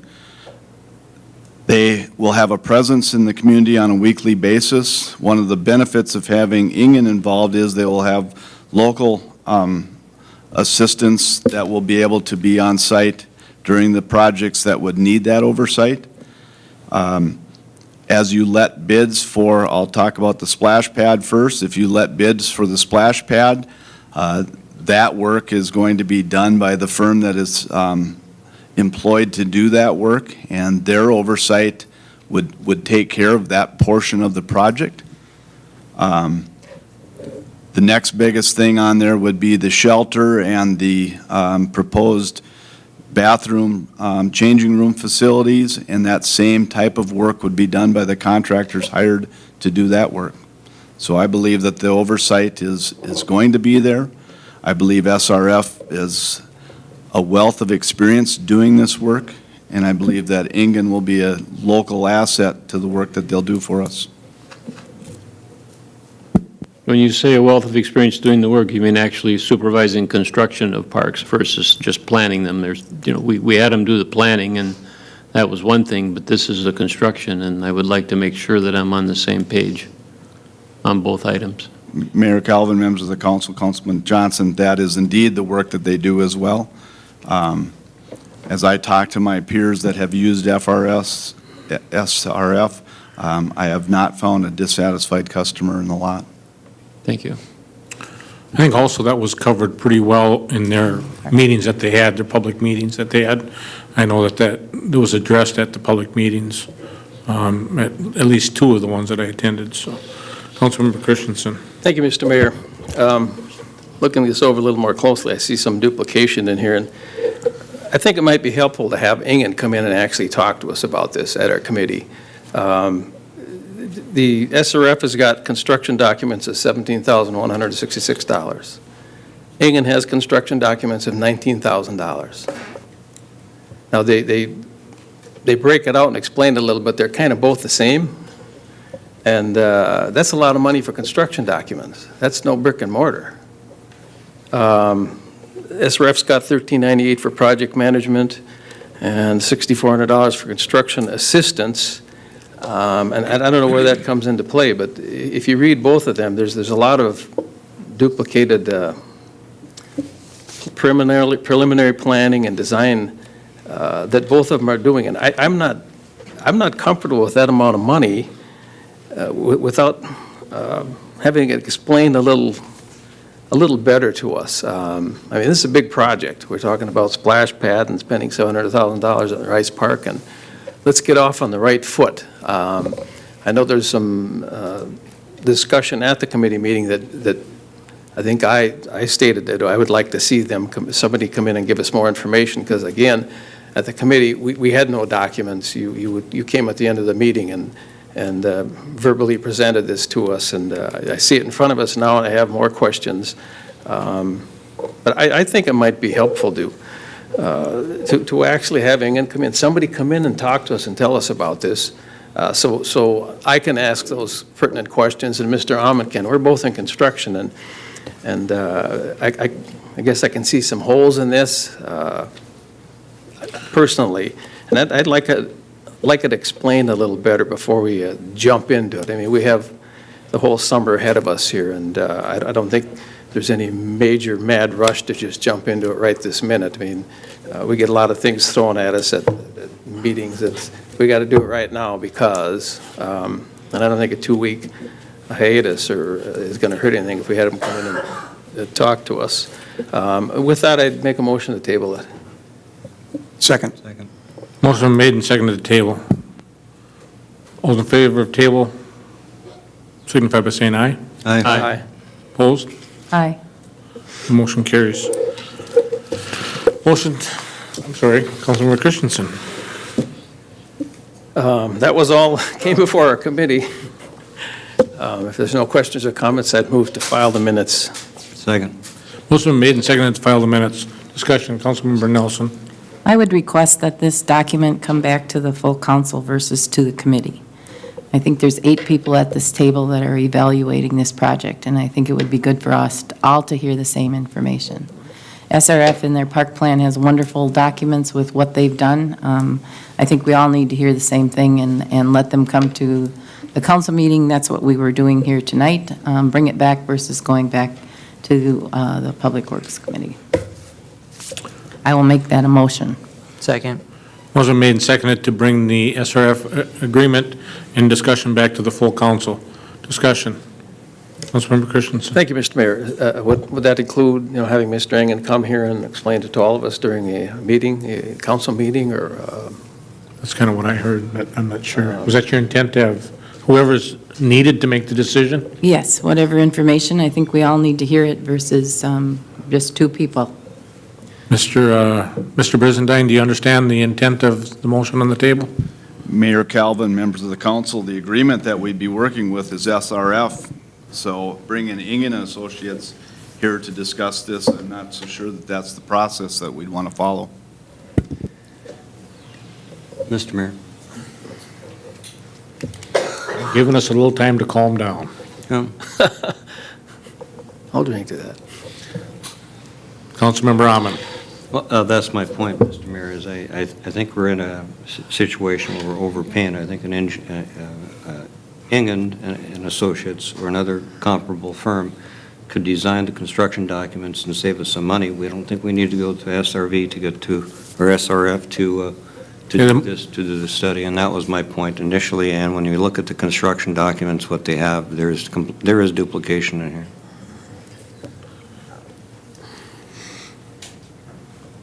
Councilmember Nelson.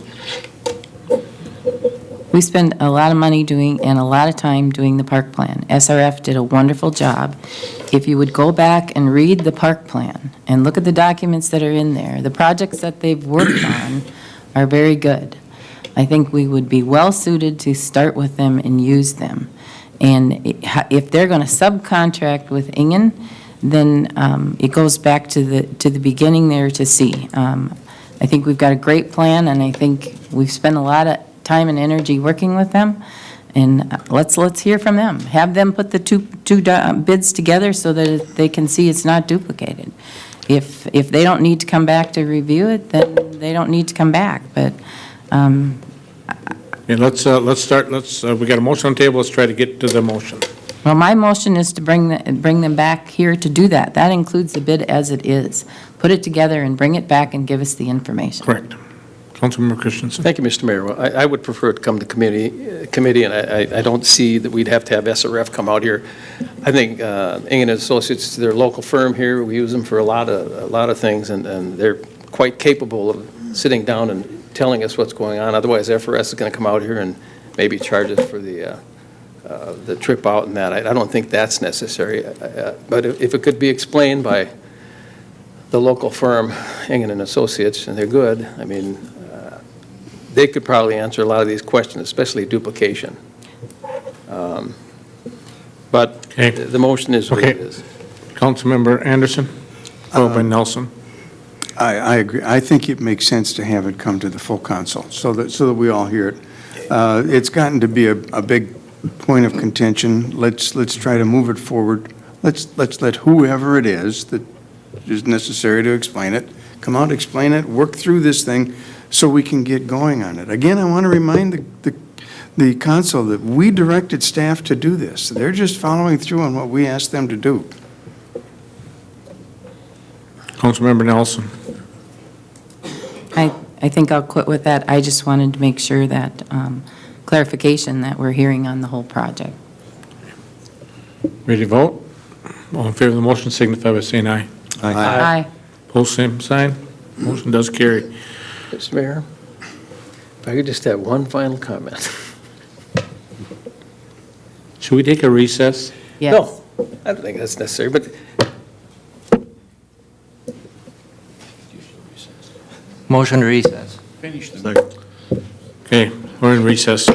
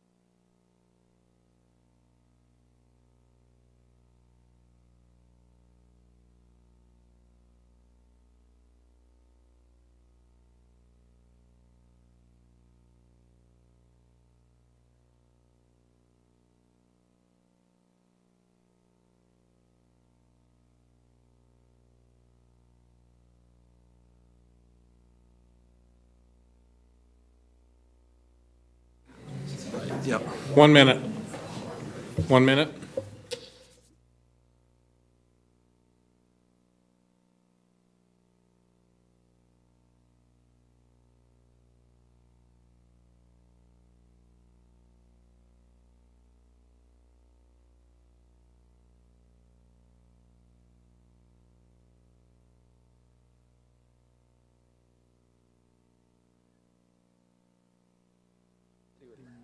Yeah, could see where they would. Ready? Okay, we're back in session. We had a motion on the table to have SRF come back to the full council to make their presentation.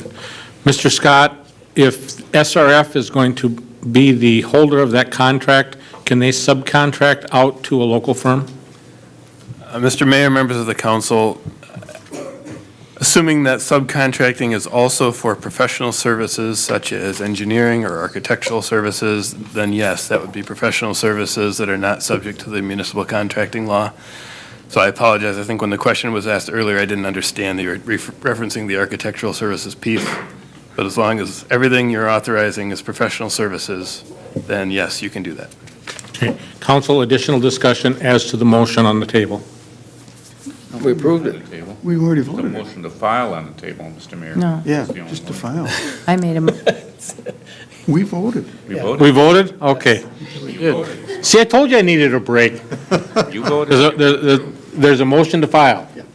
Okay. Man, wow. There is. The other Okay. one passed. You'll notice that I'm drinking water. No, wasn't earlier. There's a motion to file the minutes as presented. All those in favor of the motion signify by saying aye. Aye. Opposed, same sign. Motion does carry. Next, we have our Community Development Committee report. Councilmember Fagerly. Thank you, Mr. Mayor. We met at Thursday, March 17th at 4:45 at City Hall. Item 2 was public comments. Ryan Tillman, who's on the HRA board and is also manager for a number of apartments in the city, has requested that the city shift the responsibility for bed bug extermination from the apartment owner to the tenant. The city has an ordinance that states that if an infestation exists in 2 or more of the dwelling units or in the shared or public parts of any building containing 2 or more units, extermination shall be the responsibility of the owner. Mr. Tillman interprets this to read that it is also the financial responsibility for the owner. He stated that attempts to pass the costs on to the tenants have been met with resistance by the tenants and the tenants' attorneys. The committee told Mr. Tillman that the matter would be looked into.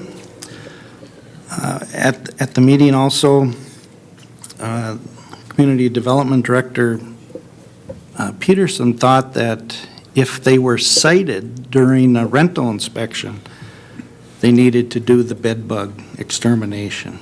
But Mr. Scott, we're going to need your opinion on this, if you could look at it. Certainly. I'm sure you haven't yet, so. Thank you. And Mr. Tillman also requested that the meter charge for apartments be charged directly to the tenants rather than the building owner. Committee members suggested that the charge be built into the rent.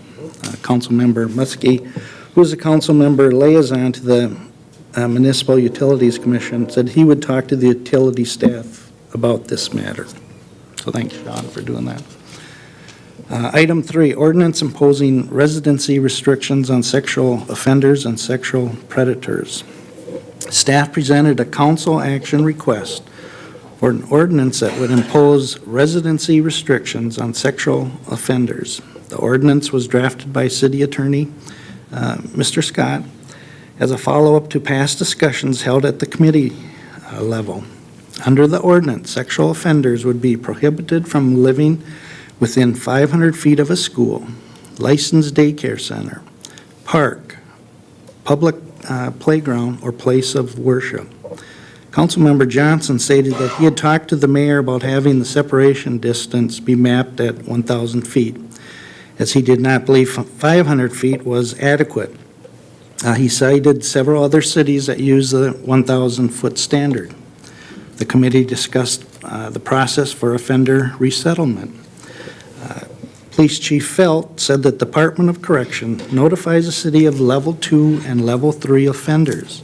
Level 3 offenders are those that require the full public notification. The chief said that with or without the ordinance, the procedure would not change the level or would not change for Level 2 and 3 notifications. Ron Davis stated that he was worried about the 720 current offenders who could be released from Moose Lake or St. Peter in the near future. He added that the city has an obligation to protect citizens and recommended the use of the 1,000 separation distance. The committee requested that a map showing a 1,000-foot separation zone be prepared for the council to view at their next meeting in addition to the map with a 500-foot separation zone. A motion was made and seconded and passed to send the matter to the full council for discussion along with maps of 500 and 1,000-foot separation zones. And I believe we have 250, 500, 750, and 1,000 maps up there. So what would the council like to do? The items in blue would be where they could not live. Sexual offenders, predators could not live. Jeez. The yellow is the city limits. Can you click through each of those, please? And this is the 500, okay.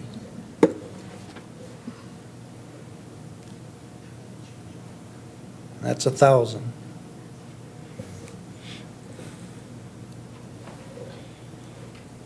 $750.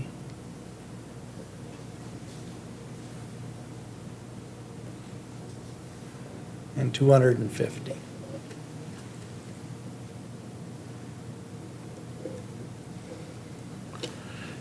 Now, there are a number of cities that have this ordinance in place already, and this was brought to the council from a citizens group.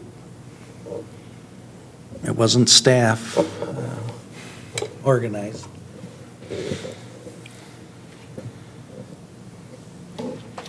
Mr. Scott, if we go to 1,000 foot, what kind of ramifications would there be? Would there be a Could you go back to the class 1,000-foot, please? Would there be a class action involving all the cities that have a 1,000-foot ordinance?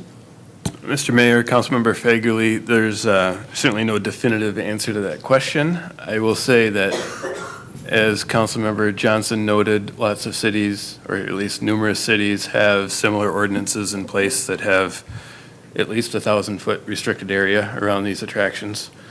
The point I would make is, as you increase the the distance for the restricted area, obviously that takes away areas within the city that would not be restricted. And there have been no court decisions addressing the legality of similar ordinances in Minnesota. In other jurisdictions, there's been lots of decisions, both upholding them and reversing them, invalidating them. The one factor that courts that have invalidated ordinances tend to cite is when the ordinance is so restrictive that there's really no reasonable opportunity for people subject to the restriction to find housing in the community. So that's, I guess, the one thing I would just point out is, as you consider the appropriate distance, if you want to enact a restriction at all, the greater that distance is, the lesser the opportunity for people subject to it to find housing. And that is a factor that courts look at. So with the 1,000-foot buffer, there's a few in Ward 4, there's some in Ward 1, and some in Ward 3.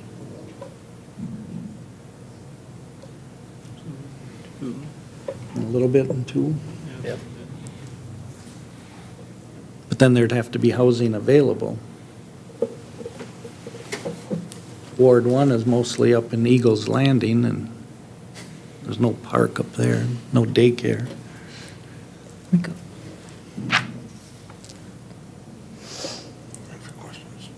Is there any questions from? Councilmember Nelson. Can we just go back to the 500 ones? Could you go back to 500, please?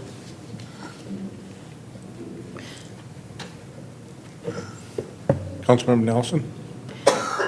I wasn't at the meeting, but I did listen to it, and I think Councilmember Musking made a comment about the responsibility of the people who live outside of the blue versus the people who live inside of the blue. And I thought that was an interesting comment with what is it we're trying to do and, with that for our community as a whole. So I'm struggling with this a little bit with what the correct thing to do. And I'm just curious if we're really ready to make a decision, have we crossed the Ts and dotted the Is, or do we, I know there was a question early on about how the laws read regarding a licensed facility versus an unlicensed facility, and I don't know that we ever got a really answer about what kind of license they have. I think on the audio I listened to, it talked about a facility. Does that mean if you're referring to something that's a facility versus a rental home, does that mean it's a licensed facility? And who licensed them? Where can people go to find out if there is licensed facilities? Have we answered all these questions? Are we doing the right thing? Mr. Scott. I can address that a little bit. The council may recall that the original motion directing me to start looking into potential regulations the city could enact was really twofold, and the first component of it was to look at if we could put zoning regulations on where licensed facilities are, licensed facilities being facilities that are licensed either by the Department of Corrections or the Department of Health and Human Services, both of which could have facilities, whether they're correctional in nature or treatment facilities that could house registered sex offenders. And after researching it, it seemed pretty clear under state law that the state statute didn't leave the opportunity for cities to enact zoning regulations on those state licensed facilities. It basically told you where you have to permit them and where you have some discretion, and there really wasn't an opportunity to do a zoning type regulation on the licensed facilities themselves. What the second part of it was, and what other cities in Minnesota and elsewhere have done, is this type of residency restriction, which applies to the actual individuals themselves who have been required to register with the state of Minnesota as a predatory offender. So the regulation isn't on the licensed facilities, it's on the offenders themselves. It would apply regardless, including to offenders who might try to live in a licensed facility. So this is regulating the individuals, not the state licensed facilities, if that makes sense. Okay, Councilmember Nelson? So level 3 are registered, but level 1 and 2 are not. So how would we know, can we know about level 1 and level 2? Am I correct? No, I believe they would all be considered registered. When they're registered, they're assigned a classification from level 1 to level 3 being the deemed most likely to reoffend, level 1 being deemed the least likely, but I think they're all considered to be registered. Anyone who's registered, that would include the full spectrum of level 1 through level 3. This ordinance has been drafted, it would apply to anyone who has been assigned to level 3, as well as anyone whose offense involved a victim that was under 16 years of age. So how would we know that? I get the level 3 part, but how would we know if they're a level 1 or level 2? How is that public? Is it available? How would we monitor if someone fit into that category? I believe, and certainly Chief Felt, you can correct me if I'm wrong, but I believe information about the victims of registered offenders are disclosed to local law enforcement. That would at least give you the means, I believe, to determine if someone is subject to the restrictions in this ordinance or not, if it's enacted.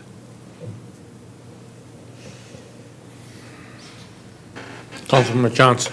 And I think, Robert, also, as you pointed out, I think in your memo, the state law that is in play here permits a licensed facility for 6 or less persons. That's correct. And I think the public should understand what that means is that even if you're living in an R1 zone, they could buy the house next to you and if they're going to house 6 or less people in it, the state will license them, and the city can do nothing about it, unless, of course, we have a residency restriction ordinance such as we're considering tonight, so. Councilmember Anderson, followed by Alman. Thank you, Mr. Mayor. With 500 and certainly with 1,000, there aren't many places left in the city. So that then forces people to certain areas. Can we put some sort of density restrictions somehow on this? Because we're really limiting where the people can live, and so then you're going to have clusters of them in certain areas. And I guess I'm wondering, how do we prevent that? I mean, that's what we're doing. We're forcing them into certain areas. Well, the idea is to extend the protection to certain facilities such as daycare centers, churches, schools. That's what's in the proposed ordinance. And I think one of the reasons that a lot of areas get excluded under the ordinance, whether it be 500 or 1,000 feet, is, I understood, Bruce, how many daycare facilities do we have? It was a big number. Mr. Peterson, how many daycare facilities do we have? If you recall, I mean, you gave it to us, but Mayor Kelvin, members of the council, Councilmember Johnson, the printout I got from the county was 64. Yeah, within the city limits, so Yes, that's just within the city limits proper. Okay. Councilmember Anderson, followed by Alman, followed by Meske. You know, I understand that we're trying to keep these people away from daycare centers and churches and things like that, but we're forcing them into neighborhoods, you know, and I would just like to see somehow to control the density in these areas that are left. A lot of it is commercial, certainly, and things like that, but, wow. I'm concerned about what it might do to densities in certain areas. Councilmember Alman. A couple of topics. Could I ask questions? How many do we have of all levels in the city of Willmar now? Do we have a current approximate number? What are we dealing with? Chief Felt, do we know the number of people that fit into these categories? Mr. Mayor, members of the council, I don't have those numbers with me, but I know for sure for level 3 offenders, there are 3. However, 1 is residing at the Candido County Jail, 2 are in the community. For level 2 offenders, I think there were 20 or 25 in the community, and I'm not sure of the level 1s right off the top of my head. Okay. All right, that Councilmember Meske, followed by Nelson. I have a couple other questions here, Mr. Mayor. Okay. If this new ordinance is passed and we restrict the people, I'm just curious, Mr. Scott, what happens? Do we force these people to move if we pass a new ordinance? Mr. Scott? Yes, Mr. Mayor, Member Amon, the ordinance is drafted so that no one would be forced to move from their location. They would essentially be grandfathered in at their location. It would prevent people from moving into a restricted area. There's also other exceptions in the ordinance for if you're residing with family, for example. Yeah. And there's a number, if you read the ordinance, there's a number of things in there Okay. that talks about that specifically. Yeah, very detailed. One other question, when we'll look at the map, that's the city of Willmar. There's a lot of land out in the country out there, isn't there? Yeah, there is. Yeah. Good observation. Yeah. Councilmember Density isn't an issue. Right. Councilmember Meske, I hear your point. I was part of these conversations at the committee level, and first let me say that sex crimes against children, I'd have to struggle to find a crime that I think is more evil than that. However, when we look at this, I would share the concerns Dennis has already shared here, is that we take them out of one neighborhood and we force them all to another neighborhood. And the same problem just exists in another neighborhood. But I also say it's a false sense of security. This is where they live. And they don't have to perpetuate their crime where they live. You know, you talk about all that space up in the country. They can live there and travel into the city just as easy as if they were living in the city as well. I think that this has got a lot of ramifications. Part of me says make the whole city blue. And where it's not, build a park in the middle of it and exclude it from the entire city. Part of me says that, but I realize that it is truly a false sense of security by doing that. And so I know we're starting to get people chiming in with legal degrees and such, sending emails with all kinds of opinions. And some of those opinions I'm reading, and I know this is a really large issue, and there is nobody more concerned about it than I. But I can see where making the entire city blue creates difficulties, perhaps. Part of me says maybe those are difficulties worth having, but part of me also says, is that really unnecessary? So I'm still in a fact-finding mode. Councilmember Nelson. I'm curious on the reverse of if I decide to have a licensed daycare, so I go and get a license. Now, does that change the map on the reverse side, and same kind of things with that? Mr. Scott? Again, Mr. Mayor, Councilmember Nelson, it would change the map prospectively. You wouldn't, in doing that, require anyone to leave their existing residence, but I do believe it would prevent anyone from moving into that area that would be subject to the restrictions after you're established.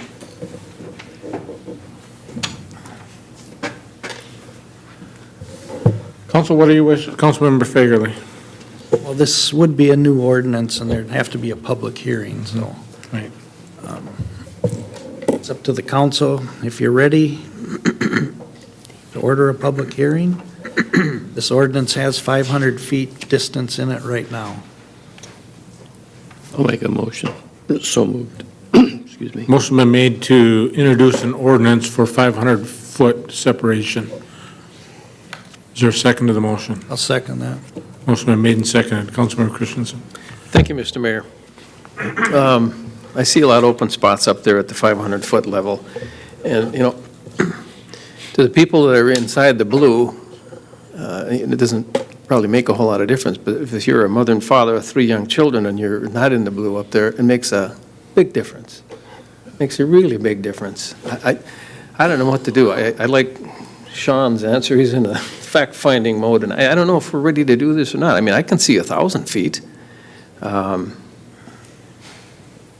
It's a dangerous situation, and this came up from the public, like Mr. Fagerly said. This came from a public group, and one of them's in my ward, and that's what happened. Bought a house, find out 3 months later that there's a 6-bedroom sex offender house there. You know, 3 kids. I don't know. I really struggle with this. I'm thinking it should be more. On the other hand, Well, I don't know if we're ready to vote on this. I don't think I am. Mr. Mayor? Councilmember Amon. Just looking at this, I have new glasses on with bifocals. Look good in them. Thank you. I'm just trying to visualize what streets and what areas those are, and it'd be great if we had a larger map, especially I see up in the 3rd Ward that Mr. Fagerly and I both represent, but we all represent the city. I'm a little concerned about the location and the density in that issue with residences. Well, you could table, Mr. Christensen, if that's what you want to do. I'll move to table it to get further information. I'll second. Isn't there? There's a motion on the floor, but you can motion to table over the motion that's on the floor. I believe, am I incorrect? Somebody correct me if I'm wrong. That's where the move to table. Motion been made and seconded to table. All in favor of the motion signify by saying aye. Aye. Those opposed, same sign. Motion to table carries. Councilmember Fagerly. Just clarification, is it coming back to our committee then, and what do you want us to, Want more information? 500 or 1,000 feet? Mr. Mayor? What I heard being said, we really shouldn't discuss it because we tabled it, but what I heard being said is that they want to have more time to gather some facts and then take it off the table. I would guess it would come back to your committee because that's where it originated out of. Okay. Can we have some Mayor. really big maps then, Bruce, so we can actually see the streets? Mayor, Well, so we can see it. Even Steve with his new glasses. Yes, that's right. They are Could giving be. me a problem, too. All right. Okay, let's move on to the next item. All right, item 4 was update on the Y project, and as before, I'm going to call on Bruce, because he's the one attending those meetings. Mr. Peterson. Mayor Kelvin, members of the council, just a quick update on the Y project. We have met as a partners group with MnDOT, the county, the state, and the city, as well as BNSF, to look at the project. We looked at the two alternatives for alignment of Highway 12. It appears that the consensus preferred alternative is the southerly route. We continue to discuss various aspects of the project, such as the county's involvement and the pressing BNSF for additional details on the location of the spur. There's some difference of opinion. BNSF has made some changes in their plans, but I'm not sure all the partners support those BNSF changes, and we will be continuing those discussions. In the near future, we'll be meeting with the FRA, and we'll be talking about the environmental issues, making sure that we've got the most expedient route to completing the environmental review. It has to be completed so that the final grant agreement can be executed by not later than September of 2017. Seems like a long ways off, but when you're dealing with excuse me, state and federal agencies and environmental review, that takes a long time. It's a very drawn out and bureaucratic process. Be happy to answer any questions. Any questions for Bruce? Council, you have any questions? Next item on the agenda. All right, thanks. Item 5, zoning nuisance violations. Staff presented information regarding enforcement efforts dealing with zoning and nuisance violations. In 2015, 630 properties were dealt with for violations of the zoning ordinance, resulting in property owner contacts and/or citations. Through mid-March of 16, staff has dealt with 130 properties that have been cited for zoning violations. It was noted that compliance is typically achieved rather easily, but there are sometimes violations that require the involvement of the police department and the city attorney for prosecution. And if there's no questions, I move to file these minutes. Motion made and seconded to file amendments. Councilmember Christensen. Thank you, Mr. Mayor. I would request a map of my ward and where they would be at 500 and 1,000 feet. I think we all need that. I mean, I got to see what it's affecting in my ward. I represent these people. Councilmember Nelson. I would request a map of the city, one that we can get emailed to us so we can actually look at it and zoom in on it. I would think we should have the technology to do that so that we can look at how it affects the city as a whole. Councilmember Meske. And I guess I would ask, I mean, if we're talking about bringing a park plan back because we all want to have an influence and input in it, I can't think of anything more dire than where you're going to talk about residency requirements for sexual predators in the city of Willmar. I mean, we're talking about whether we want a map of our ward or the city. I think we all have a vested interest in how this one works out. So this would be something I think would be just as appropriate to come back to a full council or make it a full council committee meeting. But I think everybody wants to probably have a voice in how that looks when we're finished. Councilmember Fagley, you're okay with that, I'm sure? I'm fine with that. Okay, any other discussion? All those in favor of filing the minutes signify by saying aye. Aye. Those opposed, same sign. The motion does carry. Mr. Halliday, consideration of liquor license renewals. Mr. Mayor, members of the council, you have before you a list of on sale club, off sale, on sale wine, brewer off sale, and on sale 3.2% intoxicating malt liquor establishments who are asking to renew their licenses for the period of April 25, 2016 to April 25, 2017. They have been reviewed for the payment of taxes and utilities, and they have been signed off by the police department, and it is staff's recommendation that we approve the liquor license renewals. Move to approve. Second. Motion made and seconded to approve liquor license renewals. Discussion. Roll call. Councilmember Plowman. Aye. Johnson. Aye. Fagerly. Aye. Christensen. Aye. Anderson. Aye. Amon. Aye. Nelson. Aye. Meski. Aye. 8 ayes, 0 nays. The resolution passes.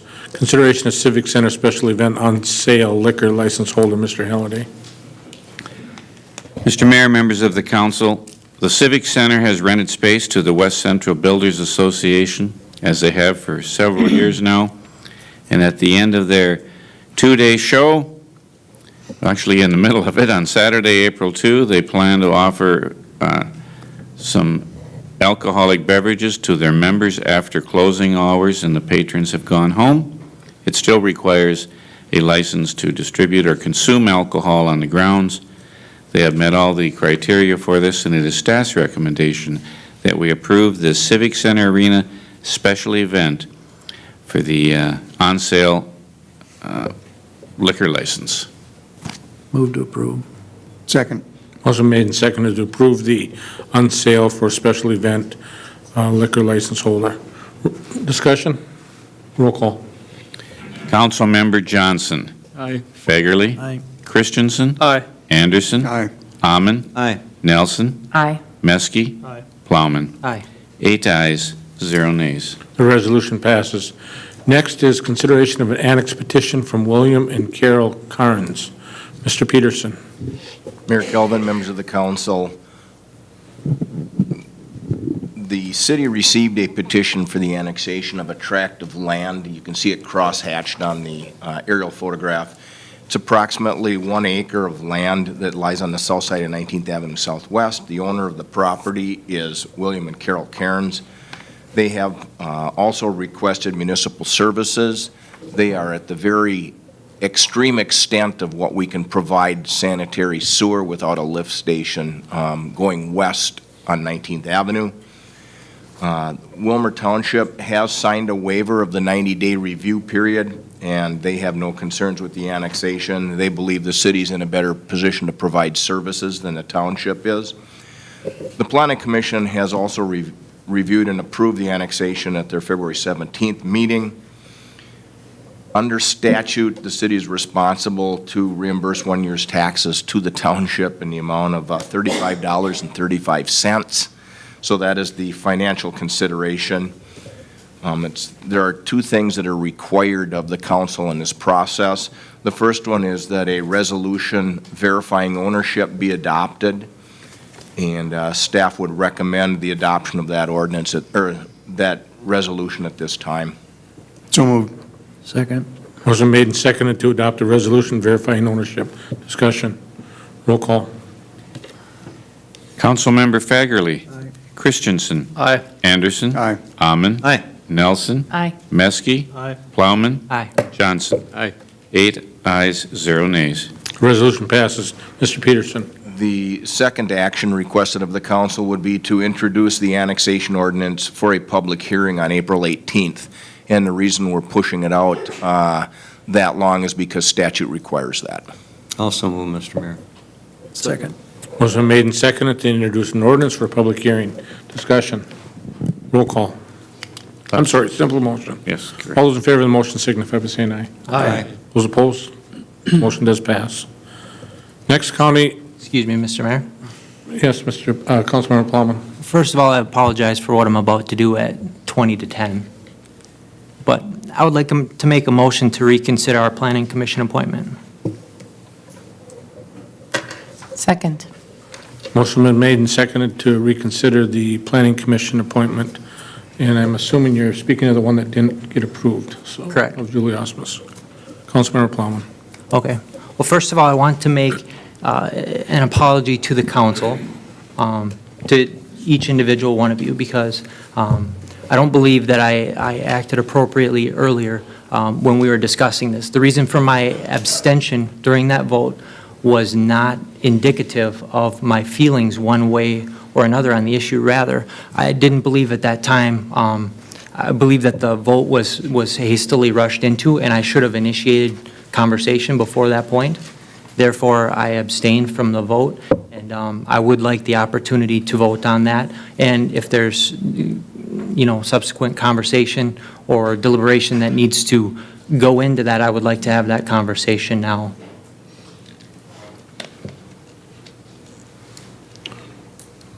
Council, any additional discussion? I see our staff quickly thumbing through notes, so I'm going to wait for staff to give me a nod that. Check the vote count, because it Correct. might be a higher threshold. Correct. Councilmember Plowman. I apologize. I'd like to make one more note. The point of this also isn't to, I do not know if this will change anything one way or another. That's not the point. The point is, it's incumbent on each of us to vote our conscience and to be comfortable with how we're voting and how we're acting. And I'm personally not comfortable with an abstention the way that it was done earlier, so this is for myself personally. So I apologize for the inconvenience, but it is what it is. Yep. Mr. Mayor? Yes. Councilmember Plowman. Does Mr. Plowman have the opportunity to change his vote? I believe that's what our staff is looking at. That's why, I think that's why. I understand that, but I think it's been done in the past. Mr. Mayor, members of the council, what is on the table now, or excuse me, what has been made now is a motion to reconsider. That motion, I think, has been seconded. Yes. And at that point, it would need to be voted on. It would need a majority vote to pass. If it passes, then then it would be back before you. The original motion would be restored, and you would take a vote on the Original motion. original motion making the appointment. Okay. So the motion is to reconsider the vote, which takes a simple majority. Mr. Scott? Correct. Let's just clarify that means the mayor can break. Correct. A mayor can break majority. Okay, all those in favor of that motion signify by saying aye. Aye. Those opposed, same sign. Aye. Motion, 6-2. I had 5-2. I didn't hear you. Didn't say nothing. That's what I thought. That's what I thought, that's why I didn't say anything. Okay, it does pass. At this point, then, the motion to reconsider has passed, and so the motion on the table, do we have to reintroduce that motion? Motion is back up. restored. It's before the body now. So the motion is back up to consider the appointment of Julie Osmus to the Planning Commission. Correct. Discussion. Councilmember Plowman. Thank you, Mr. Mayor. I had done some thinking. In fact, I spent a couple hours here thinking. And here's the deal. We have some facts that we have to weigh, and then also we have our own opinions one way or another. But I guess the logic in my thinking is that, there are some claims that said appointment is or is not appropriate or whatever, and that's a claim or an accusation that's made. But also, I guess another claim that I would make and that I've tried to follow up on in the past few days, in the past few weeks, is the lack of individuals, or the claim that there's a lack of individuals willing and able to serve on these boards. And that is something that I have been able to substantiate that claim myself, because I've asked lots of people, and I've asked if they would be willing to step up and be on this board or this commission or do, and I can't find them. Therefore, I have to find that argument has some merit. And I guess if that's the one area that I can, the fact-based area that I can latch onto with regards to this, I'm going to have to just be honest and say that I'm running short as well. Therefore, I believe I have to give benefit of the doubt, and I have to honor the fact that I think it's important where citizens are needed and we're asking for citizens. I believe when citizens come forward wanting to serve, I guess I can't come up with a justifiable reason to jump in the way of that. Roll call vote. Okay, Councilmember Christensen. I'm looking at the parliamentary procedure book here on page 29, and I'm just quickly going through it while discussion was going on here, motion to reconsider. And it says, All motions that are procedural rather than substantive may be renewed at the discretion of the chair. If the motion in question was adopted at an earlier meeting of convention, it cannot be reconsidered. May be repealed by the motion to rescind, which nullifies the earlier motion. Unlike the motion to be considered, the motion to rescind has no time limit. That's what we did. I don't think it's a meeting before. Mr. Scott. Mr. Mayor, Councilmember Christensen, members of the council, there's a distinction between a motion to reconsider, which can only be made in the same meeting as the vote that you're asking to be reconsidered. Okay. So this procedure was proper. Once the meeting is over, you cannot make a motion to reconsider. Instead, the proper procedure would be a motion to rescind the vote, and all that would do would be to undo the vote you took previously. But this was done correctly according to the rules of procedure. So the motion to rescind, as I read, has no time limit. I mean, the next meeting, we could make a motion to rescind whatever we did the past meeting. That's generally correct. The exception would be if there were actions taken in furtherance of the vote that you can't revoke. Like financial. Like, for example, if you approve a contract and then you make payment after the contract has been performed, you can't thereafter make a motion to rescind the vote to approve it. It's just, Right. You can't do it. Right. So what's the motion before us? Motion before us is to approve Julie Osmus to serve as on the Planning Commission. And I've called for a roll call vote. Roll call. Councilmember Christensen. No.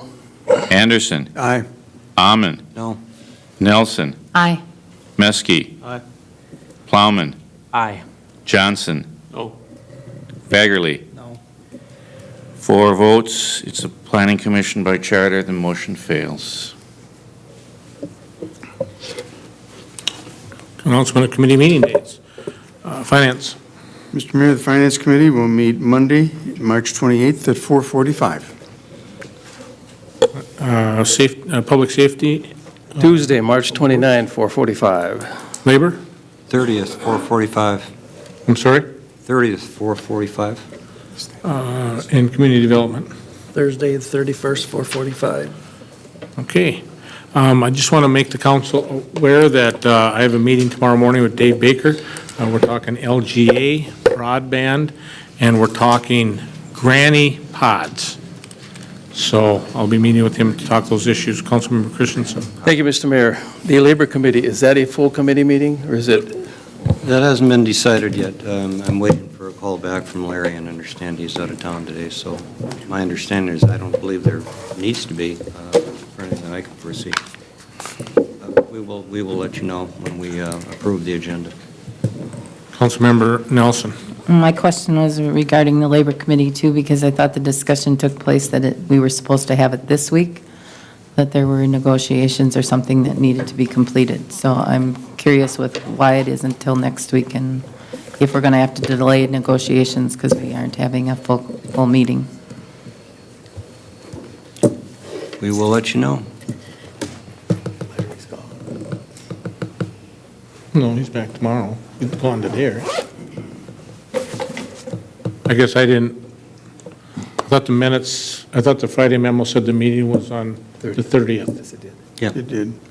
Yeah, okay. But the last council said the 23rd. Sorry? The last council meeting was announced the 23rd. Yes. It was amended through the chairman, through the administrator, and it came out in the Friday memo to be the 30th. So the Reasons I don't know. So the chair, so you must have canceled the one on Wednesday. What I said at the meeting, if you look back at the city council meeting, I said tentatively 23rd or later. So we ended up changing it. Larry did, for some reason. I just was notified about that on Sunday when I read the information. So Larry must have changed the agenda date based on his schedule, and that's fine. Okay, don't know. Motion to adjourn? Mr. Mayor?